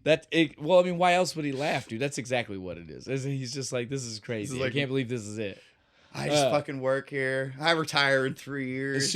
As soon as it's done, fucking reporter runs off doing what they knew. This is exactly their plan. They knew this guy was gonna take it and run and think it was the greatest thing fucking ever. And then another cop walks up, and this is when we get the half a second throwaway line. He likes to call himself Red Dragon. Or we translated the symbol. It means Red Dragon. Never mentioned again. Never mentioned again. Yep. No one even cared. Nobody mentioned the. Not even. No. The only thing you get is like when Lowndes gets captured, he says the dragon. It's not even Red Dragon. You'll see the dragon. It's so funny. It's just like, what the fuck is happening? Really didn't want to call it Red Dragon at any point in this movie, did they? No, he stayed away from it. He did it. Well, and again, if you, it's right there. If you've never read the book, you wouldn't even know that he did that. You wouldn't know that he kept it away from you, right? Like that's the thing here. Like it is really good. Because the book's called Red Dragon, right? Yeah. Yes. Yeah. This is when we get that cop sneaking him the fucking gun, dude. Because he's apparently now he's finally in danger. Now because he is. He's about to do the sting, the worst sting op in history. This was the dumbest shit, but I love this. I love this gun with its special exploding bullets that he fucking has for bulldog snub nose. I don't even remember what all it was. I know copper silicone jacketed. It opens up in the body. The gun is the bulldog. The bullet. I don't know nothing about the bullet. That bullet's bullshit. There's no real bullet like this. No, it's just a hollow point. Yeah, but they made it sound like it was an exploding tip or something. With the blue, it looked futuristic as fuck. With the little blue like tip, plasticky blue, whatever, or I don't know. Yeah, dude, it looked dope as fuck. They knew how to sell it. Yeah. You know, I just realized that it was blue. It was. They were fucking blue. It was more blue. What is it with him in blue? Nope, fuck it. Titles, I'm blue. Doo-boo-da-bee-doo-boo-doo-bah. That's it. That's the title. After he gets the gun, we see the moment. He looks at that scar for a minute, dude. Yeah. He's looking at it. He's at the hotel. He's getting the courage up, right? He fucking looks at this scar. Holy fucking shit. Gnarly, fuck, man. Dude.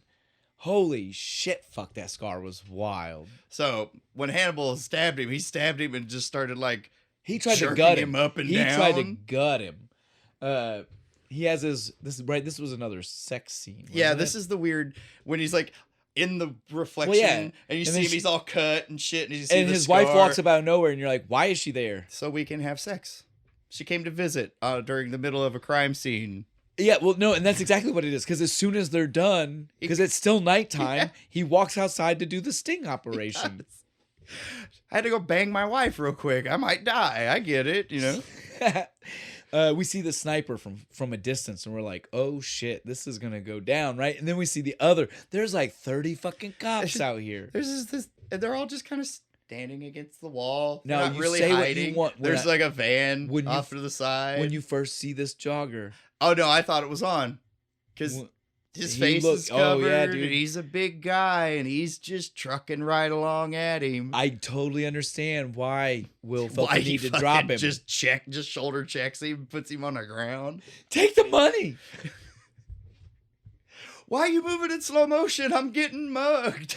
I love it, dude. That was the funniest interaction. That's the funniest bit of the movie. It's the only like pure comedy part of the whole movie is that poor guy thinking he's getting mugged. Then we quickly see what we all know. Yeah. It's not him. Yeah, no. He's going after the reporter.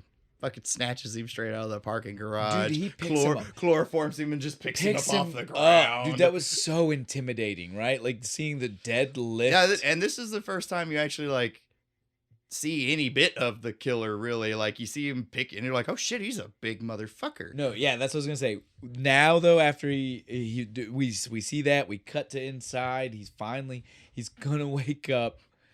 He wakes up. And we finally see our dude. We're like, again, I've seen this parodied and didn't know it. It's an hour into the fucking movie. Oh, it is. It's so crazy. But with the pantyhose. I died laughing because I was like, oh fuck, I've seen this. Well, they do this on South Park. Well, they make done fun in of Red this. Dragon, but it's so much wilder in this. His clothes are so vibrant and bright. With the pig nose, the stockings are way too tight. Do you see?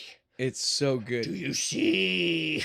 It's so good. I like him as soon as he wakes up. He's just like, do you know who I am? And dude's like, I don't want to know who you are. You said I was a sexual predator, an animal. Do you know now? Oh. Yeah, no, bro, that wasn't me, man. They told me to say that shit. Fuck, dude, don't kill me. Open your eyes. No, I'm not gonna open my eyes. I need you to read this letter. Okay. You know it's bad. You know it's bad when someone's telling you to read something, and when you start reading, it's in your voice. You're like, oh, he doesn't expect me. I'm not supposed to be alive after this. No. Why would I be reading something Especially when the last line is "Let me be a testament to his greatness." It's like, that's not a good line to end on.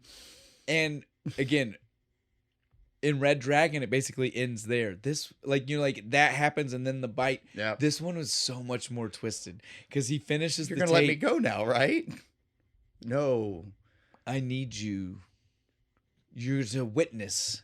And we're gonna seal our union. And then he walks off. It's like, seal it with what, man? He turns around and he's got the dentures that they never mention ever. He just has them.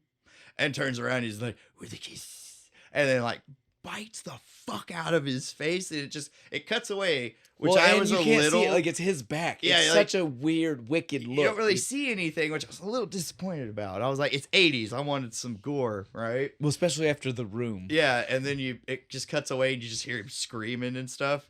And then it goes to the parking garage at the Tatler.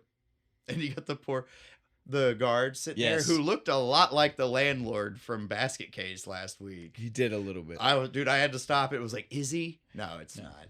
The number of years difference would let him age that much. Right. This was his older brother. This was great. The dude had witnessed his transformation. He'd seen all this stuff. He knows what it was about. And then he gets killed. And he lights we all knew what was coming. Again.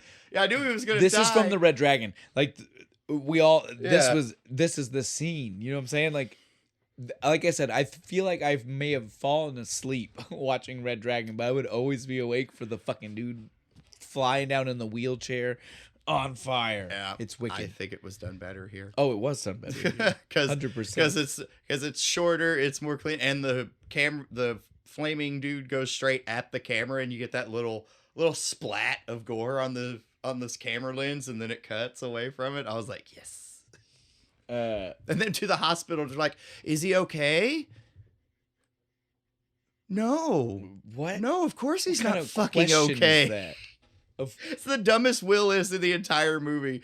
He gets one, right? Yeah. But he's just looking at the doctor's like, he's okay. Did he say anything? No. It's like, nothing that can help us. No, he was dead long before they brought him here. What are you talking about?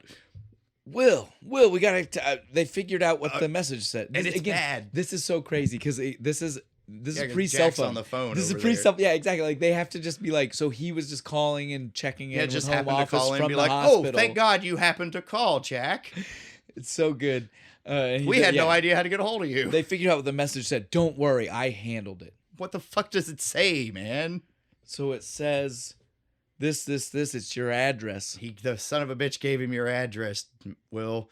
I took care of it, though. Save yourself. Kill them all. That's the message. Jumps up. He's like, I need a plane.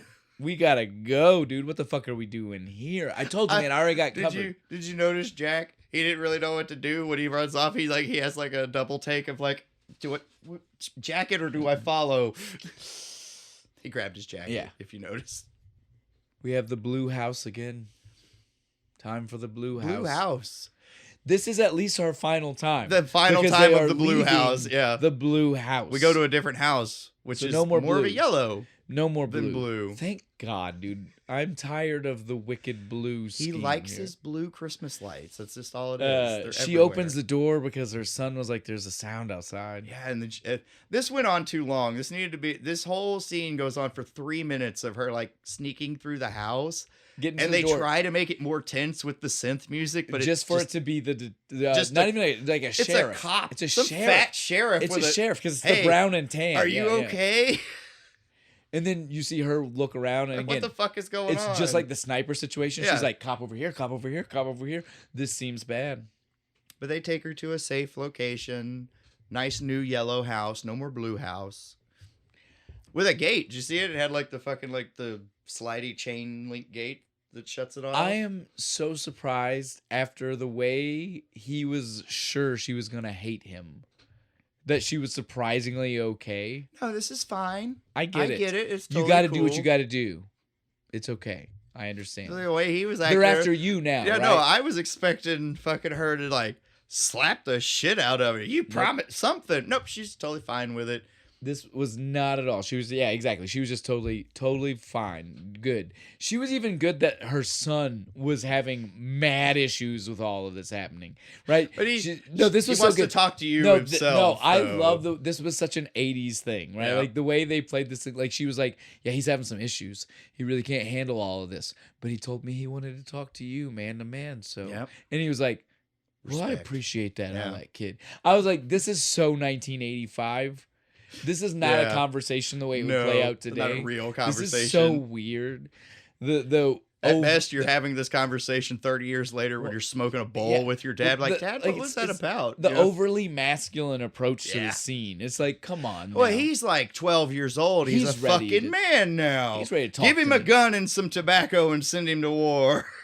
Then we get to see the grocery shop scene because they had to have they needed to be alone. They needed to be doing something too. So they could have the conversation, right? Couldn't just go do it on the dock. This kid was the worst actor I've ever seen in my fucking life, dude. I know.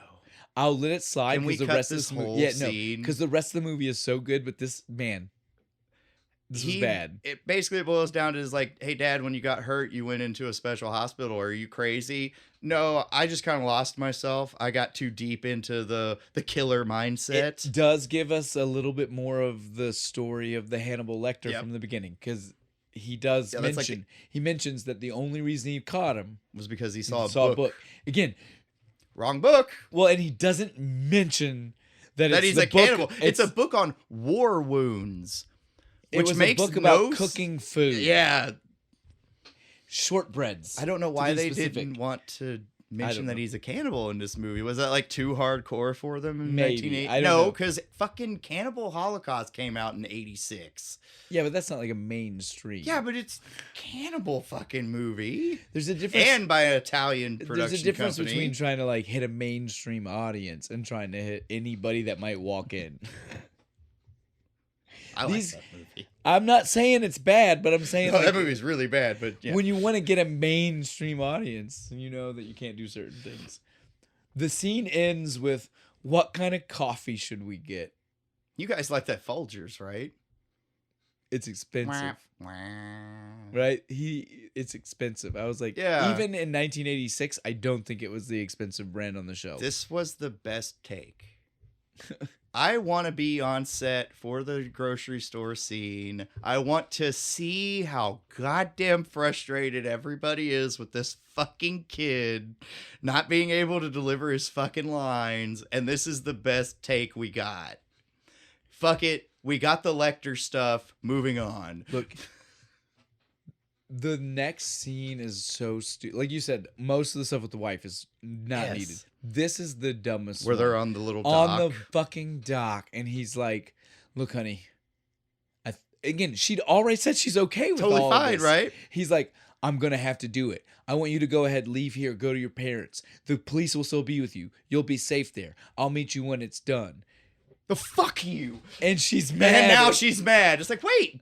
The only difference from earlier and now is where you were going to be. Do you hate your parents? She hates Montana. She hates her parents. I can't go back to that fucking ranch. I thought I'd escaped. I swear. They're going to have me clean the cow stall. This was great, though, because it did give us our CSI fucking moment. Because after he sends her home and he is now in a hotel room by himself again. Again, no explanation for why we were at a farmhouse with a fucking dock and now we're in a 13th floor hotel room looking over a cityscape with his fucking reflection in the mirror. But here we are. Yeah. And he does the most badass CSI Miami fucking Caruso, man. He's like his shirt. This was the beginning of it was when his shirt was half undone and he stands up and it's magically like right buttoned up and he's looking in the mirror and he was just like he hears in his head the voicemail, right? The message. He hears her and he's like, yeah, I wish I could see you too, or whatever it was. Like, right? Yeah, I'm sorry too. And he just it's goes, just you and me now. Sport. It's just me and you now. Sport. And I'm going to find you, goddammit. You son of a bitch. I swear to God, the most CSI Miami shit I've ever seen. I literally expected him to morph into fucking David Caruso. Gotta hit the Who now. Oh my God, man. man. Cue the guitar. I couldn't believe it when I was seeing it and being like, So they never let Grissom be like this. Grissom was this guy. Yeah, but he started it. He was fucking one-liner action hero detective dude. There would be no David Caruso's CSI Miami character without fucking this guy, right? The Absolutely Manhunter not. character, 100%. Because Caruso he's an 80s action hero through that entire fucking movie show. Now we finally get to see. This is like you said, we're over halfway through the movie. There's like 45 minutes left. Do you guys want to actually meet the killer now? Day in the life. Yep, day in the life. Totally just start from the beginning of his day. We're seeing like early part of his work shift, right? Yep. Just works at like a film. It's a fucking blue room, and he's wearing fucking blue glasses. I was like, the glasses were kind of cool. No, the glasses are dope as fuck, dude. I don't know what the fuck they're actually for, but they're cool. Yeah, they look cool as shit. These little square ones, and they're But blue. I was so sick because I was like, I thought we left the house. I thought we left the color blue. No. And then they were like, no, one more time. More blue and shades of blue because we got green coming up later. But yeah, so we see him. He's at this place. He works at he's a color corrector, right? Yeah, or something. They we already know because we know the ending to both Red Dragon. Well, it's a company that both develops film and does these tapes because this is why he sees. This is how he stalks people. He has access to their home movies. I don't feel like this movie did a great job of explaining that this woman worked at the same building because they did do both. Right? Like they literally transitioned from him talking to the obvious coworker to then going to the black room to get the special film developed, even though he works on home movies. Excuse to go see a cute blind lady? But he didn't know that yet. He was shocked when she turned the light on. Yeah, it's true.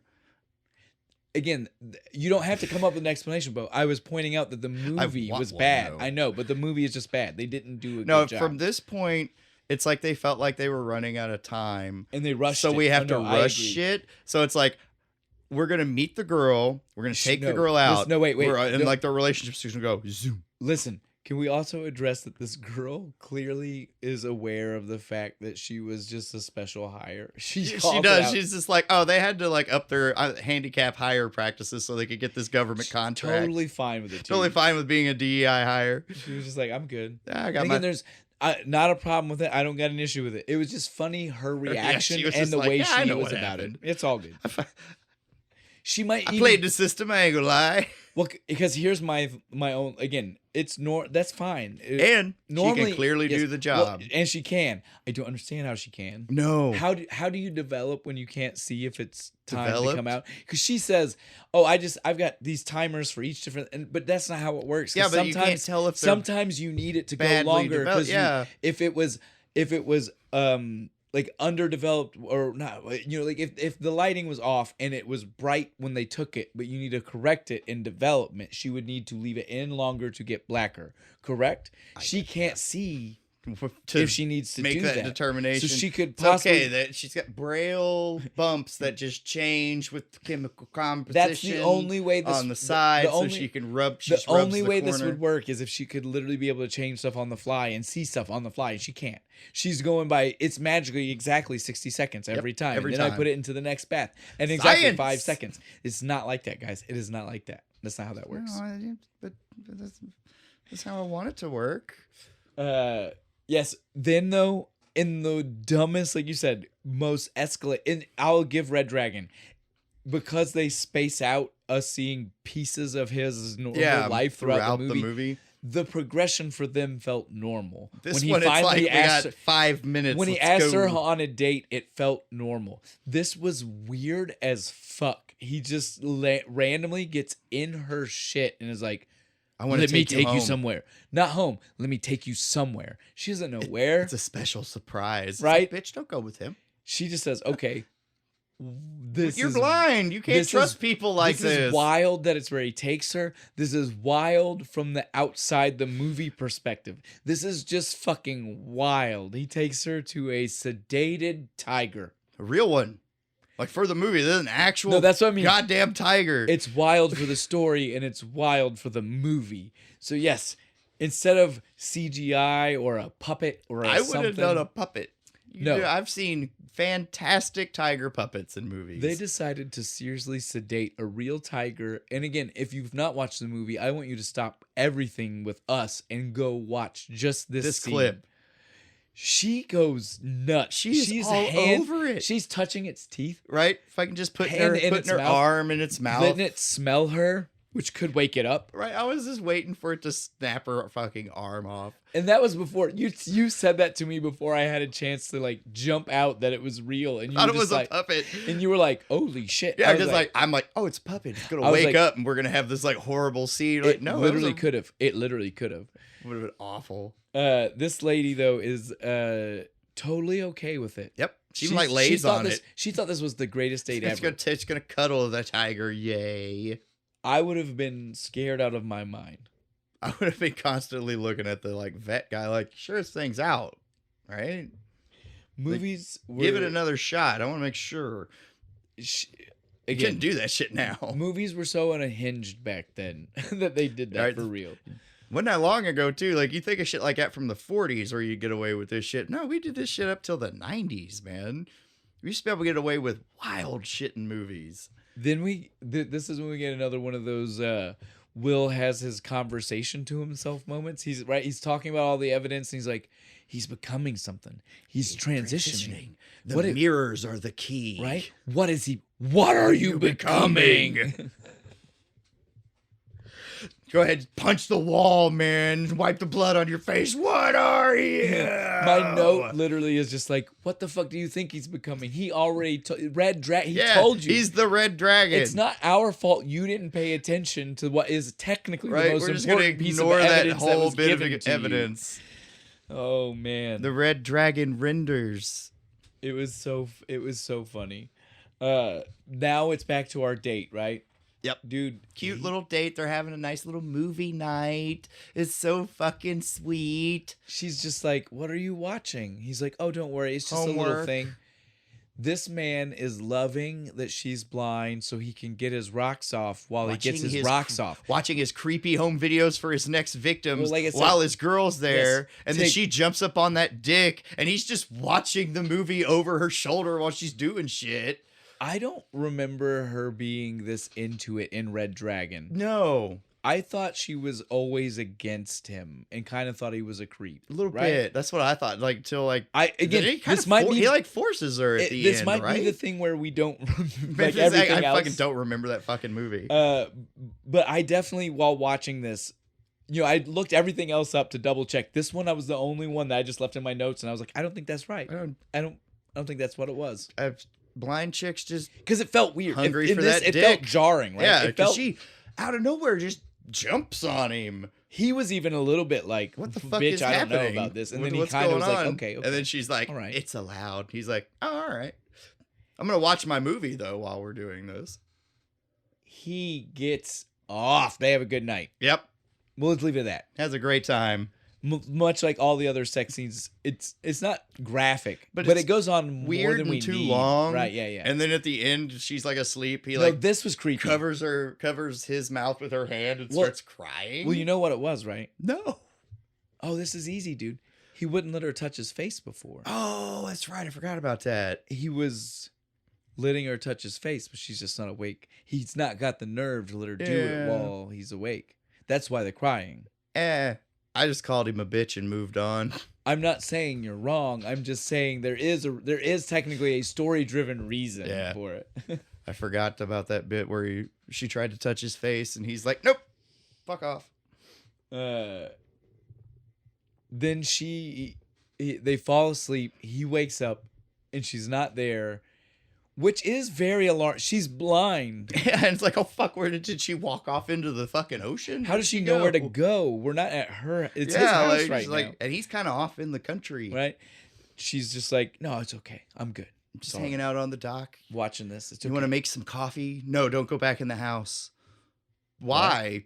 We need to leave here. Because you're pretty in the sunlight. That was not a smooth cover, but he thought it was, right? And she took it. She took it smooth. Yeah, she's just like, okay. You're such a smooth operator. Okay, I guess I don't need to go back. Dumb bitch. Has nobody ever been nice to her before? No, because that other dude is super nice to her too. Yep. No, it's. Why do you like Lurch here? Back to Will. He's getting more evidence. He's getting more phone calls. Hey, we found out. He drives a van. Nice. Of course he does, dude. Of course he does. Every fucking creepy motherfucker drives a van. They said this like it was news. I was like, of course. What else was he driving? The tire guy was super proud of the fact that he was able to match it to a van. Yeah. He wanted his head pats.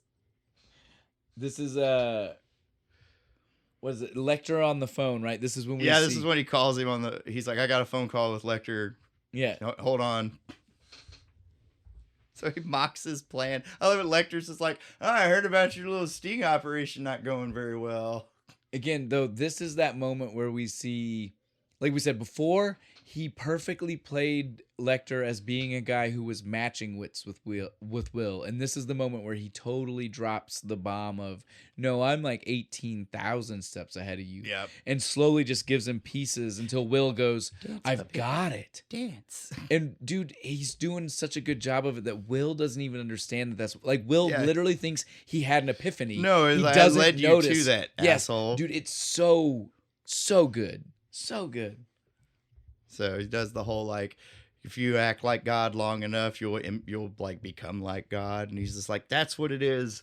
He wants to be accepted. So if he keeps doing shit that makes him feel like he's loved and accepted, he will become loved and accepted. He does the walkthrough of the house again. Yeah. This was my with the creepy fucking eyes, the retro futuristic way in the 80s, right? And the glowing fucking like mirror eyes, dude. That was awesome. I love that effect. I love that like rotoscope fucking light, dude. We don't do that anymore. He loves the way the silver mirrors look on the victim. I love that. Yeah. Like the things he's saying about it. Holy shit, dude. Then we go over to Dollar Hyde, man, and he sees that fucking short guy, dropping his chick off. It's her boss, dude, right? Or is it a coworker? But either way, he's just making sure the blind lady gets home. No, he starts seeing the shit in his head. Yeah, no, he has a full music video. The way it looked, the trippy, stronger than I've ever been. It had that before. It had that trippy like triple layer like edge. And they're doing the weird music video makeout where they don't actually touch each other. Well, and then it stops, and it's like, yeah, of course they weren't fucking actually. Yeah, it cuts back to reality. He's like, you have like lint on your jacket, you know. And she goes inside, and we see the Dollar Hyde in true, like, real serial killer fashion. Yep. They usually get caught because they hit a downward spiral. Yep. This is his downward spiral. It just shoots the guy in the front fucking yard, dude. Can't take it no more. He's done with this just shit. Yanks him into the bushes and bang, bang, bang, bang. He goes inside. This was so creepy, right? Because she knows it's him. Yeah, She's Francis. Francis is gone. Here. Yeah, dude. Francis is gone forever. And then hugs her. And we don't see nothing. Nope. I'm like, cut back to Will. I was like, this is the worst time to cut to Will. Yeah, Why are we cutting to Will? Don't do that. And this was another one of the weird lines of this isn't how technology worked in 1986. They were like, we've had the computers check. We can't find any We had the computers run everything. There's no similarities between the two families. I was like, what computers and what databases? Right, like, what are they matching in 1986? What are we talking about? What they didn't tell us is these two families were actually part of a government experiment where they've been under observation for the past 30 years. You don't tell me it's too late. I'll fucking tell you when it's too late. You pulled me in, man. Every time I think I'm out, they pull me back in. Oh, it's Al Pacino. Never mind. Yeah. Hold on. No, but this... It's like the same thing, though, right? Again, Peterson is so fucking good, dude. While he's... I tell you when it's too fucking late. While he's going ballistic, though, he's looking over the shoulder of fucking Jack, and he sees on the video that he's been watching 1,000 times. Finally, he was like, the padlock. Why would... There's a padlock. How did you know there's a padlock? Because 2 weeks before, they hadn't done it because they got broken into in between, and then they put the padlock on because we've seen the other evidence. He's seen this fucking video. And then he stops. That's your trophy. Well, no, he doesn't even get to the video yet because first he has to stop because he remembers his climb in the tree. And he's like, yeah. You can't see that from the tree. I know that. Yeah. How else would you see that? So you used the bolt cutters on the tree. Why wouldn't you use it on the door? Because they replaced the bolt with a deadbolt later. So how did he know that then?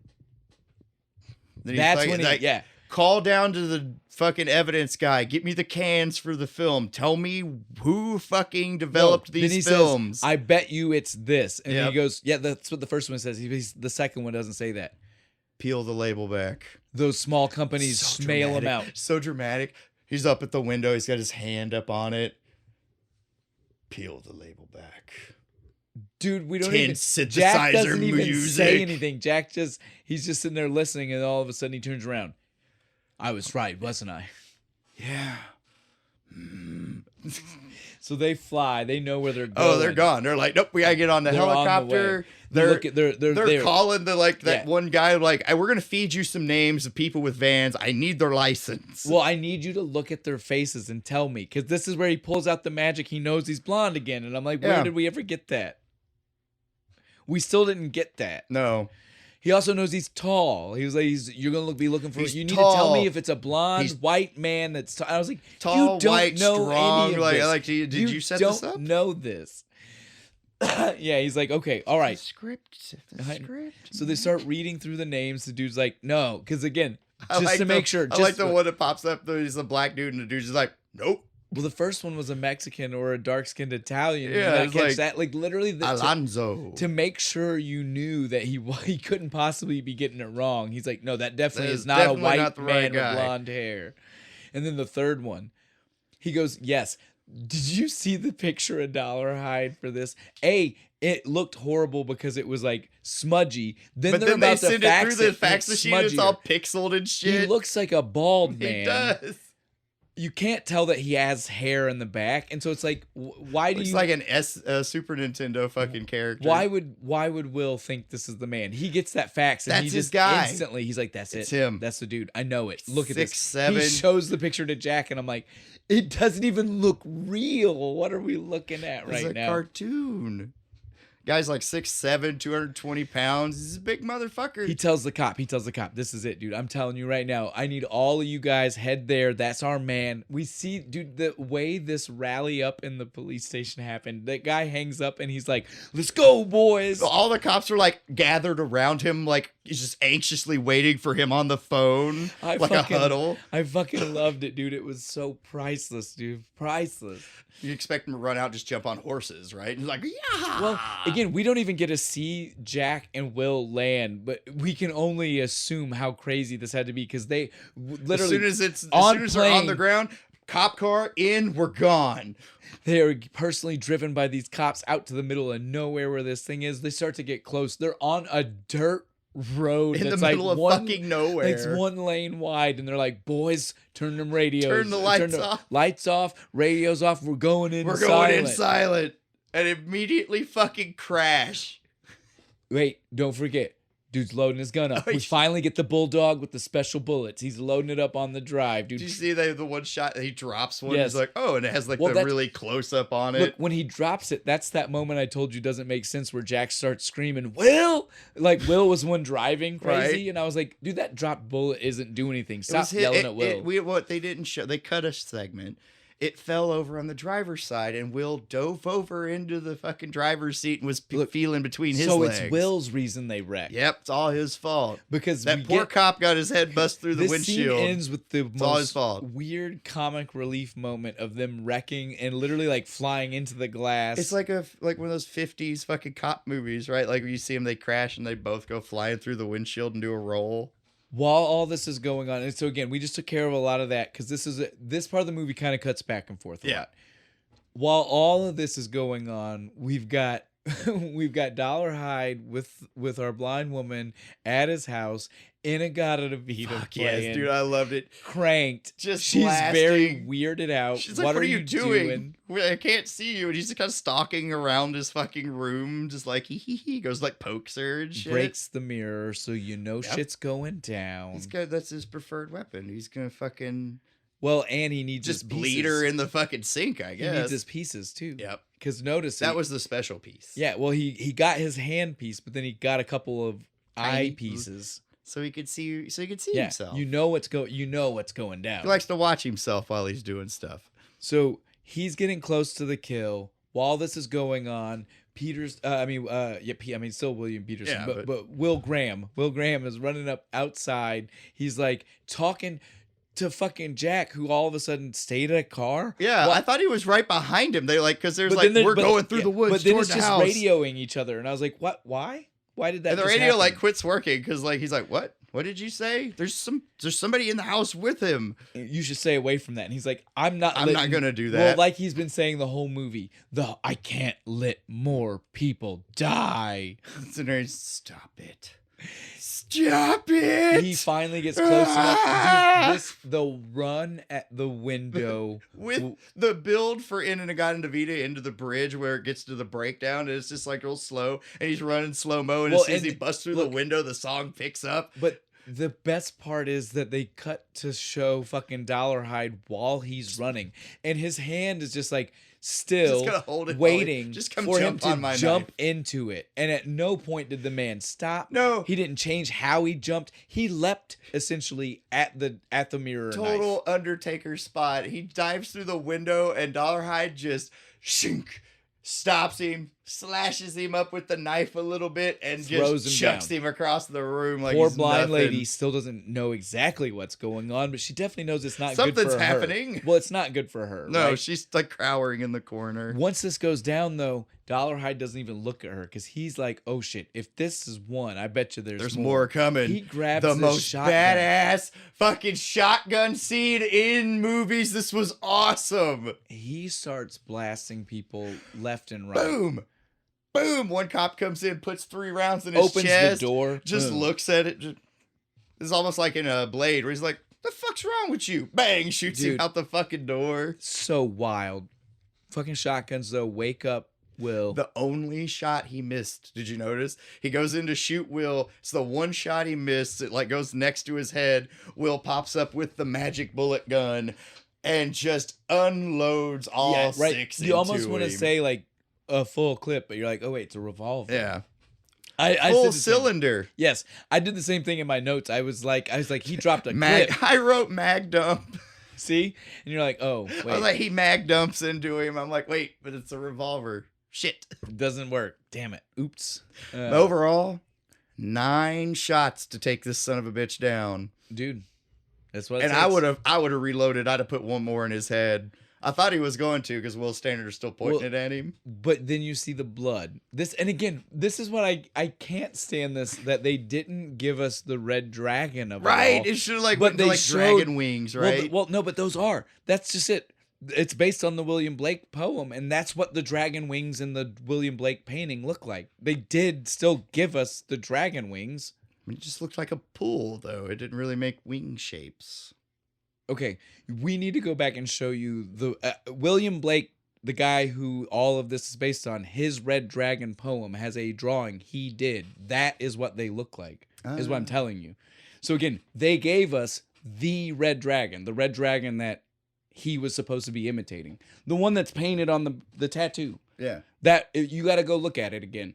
It is just like that. It's not a wing. It's more like the attached for the full body. Okay. Like how this was red, just like a flying squirrel. Yes, exactly. That's exactly what it looks like, and that's what this looked like. That's not as scary though. You get. I understand. Squirrel. I understand, but again, if the whole point is, this is because you don't remember Red Dragon. You need to watch Red Dragon. Really watch that movie because they show the painting, and you would have gotten the connection immediately. But so that to me, it's fucked up that in this movie they give us the Red Dragon wing outline for the blood. But we've never gotten the reference to at it, any point before this. They've never so no wonder mentioned, I didn't get it. They've never mentioned William Blake at any point in this fucking movie. Yeah, he is dead. Everything's good, resolved. Blind woman saved. We even have the moment outside. You? Yes. I love that he gets her outside like hugging her, and she's like, he gives her the James Bond answer. Graham. Will Graham. I was like, why did we do that? Because they're mad at Timothy Dalton for fucking going off to do fucking James Bond instead of this movie. I like it. Yeah, so it's all officially done. The last thing we get, the weird fucked up, so it should end, right? Yeah. Right here. We got Will on the dock, and Jack comes walking up, and we hit our power ballad. Well, and they're both like, they both like collapse, right? They're both like just like slumped, tired. The music starts. Job well done. Cuts up to the close up of Will, fade to black, right? No, it cuts up to a close up of Will, and then pans out, and he's home magically. Not from where the close up started. No, different clothes. He's home. The turtles are fine. It's the most important thing in the movie. Well, according to the wife, it is, because that's her last line. I am glad that most of them made it. Most of them. She does say most of them. I'm glad that most of them made it. And then we freeze frame with Happy Family on the beach while the Heartbeat song plays. Why? I agree with you. Because the 80s? We should have totally ended. Like, well, there was nothing that wrapped up story here. Yeah, no, right? It's just extra shit. It was just it was just bringing Happy Family Man. Bringing the turtle analogy back. That's all it was doing for us. I was worried. I was concerned about the turtles. But no, you should have ended with the victory, the like, we've won, we're tired, the tired soldier in victory shot. And now here's the part. I know we've gone this whole time and we kept saying we were going to stop doing the Red Dragon comparison, and we never did. I don't apologize about that. But the ending is the part where, again, if you've seen Red Dragon, you might be like, that's not the ending. It still has one more part. No, not now, because this movie came out before Silence of the Lambs was written, so we would have no shy little nod, wink, wink to say, hey, we know where this goes. Because, again, in Red Dragon, it ends with he gets the phone call about being assigned a new agent. Yeah. Agent Clarice. Yes. And so we don't get that Clarice, Darling, right? Isn't it Darling? Yeah, it's Clarice Darling. Yeah. And so again, we don't get that because this is before that book was written. Well, we're not quite to Jodie Foster and her Dr. Lecter. Yeah. So we get to end this movie here. Yeah. Because they didn't have anything to worry about. This was just a standalone thing that they could because they didn't have to rely on any kind of like they had lore. No idea there would be more to any of these people. Which I think helps make this better than Red Dragon. Well, I think we have said that we've even said that there are parts that Red Dragon is better in it's just better the parts. filmed, but as a whole. Yeah, as a whole movie. If you want my opinion, if you want my take on which one you should watch. This one. Yeah. I mean, watch this one first, then go watch Red Dragon and make fun of what they got wrong. Watch both for continuity's sake, but definitely this is the better. If you want to know which one you're going to enjoy.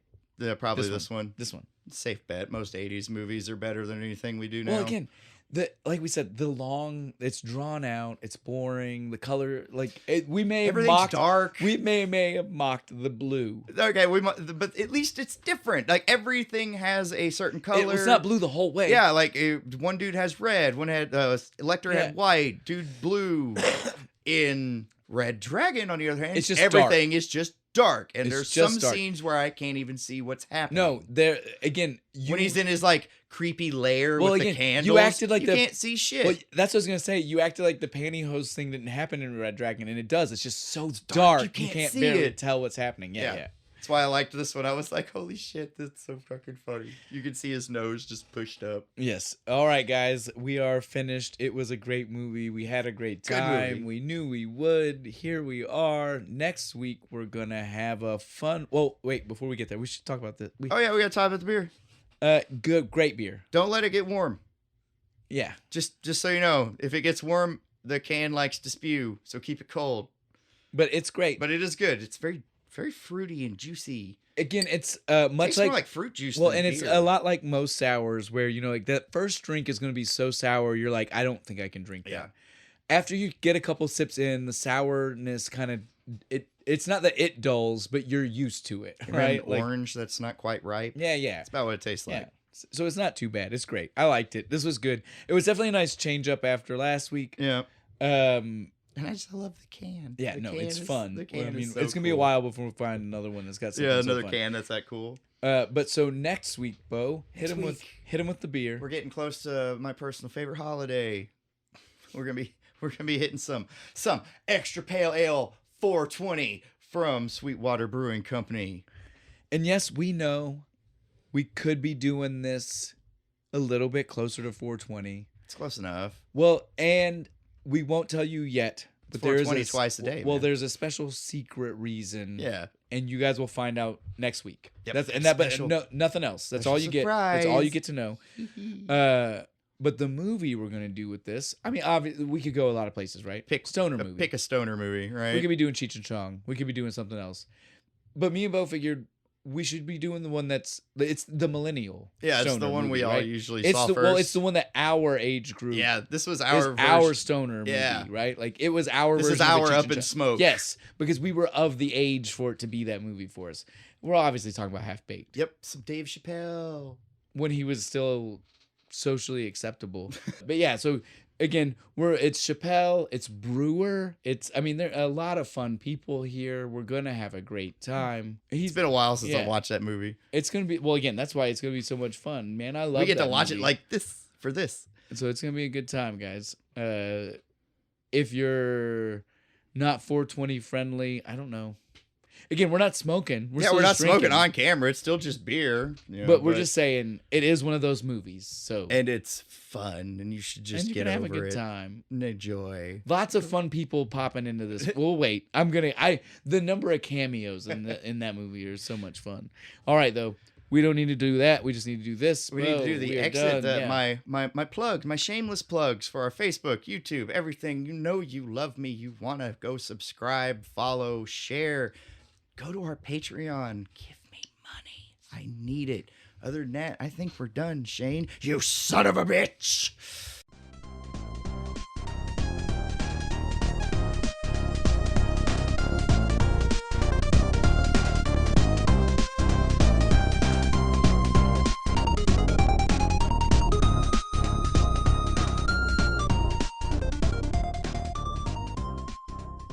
It's just me and you now, sport.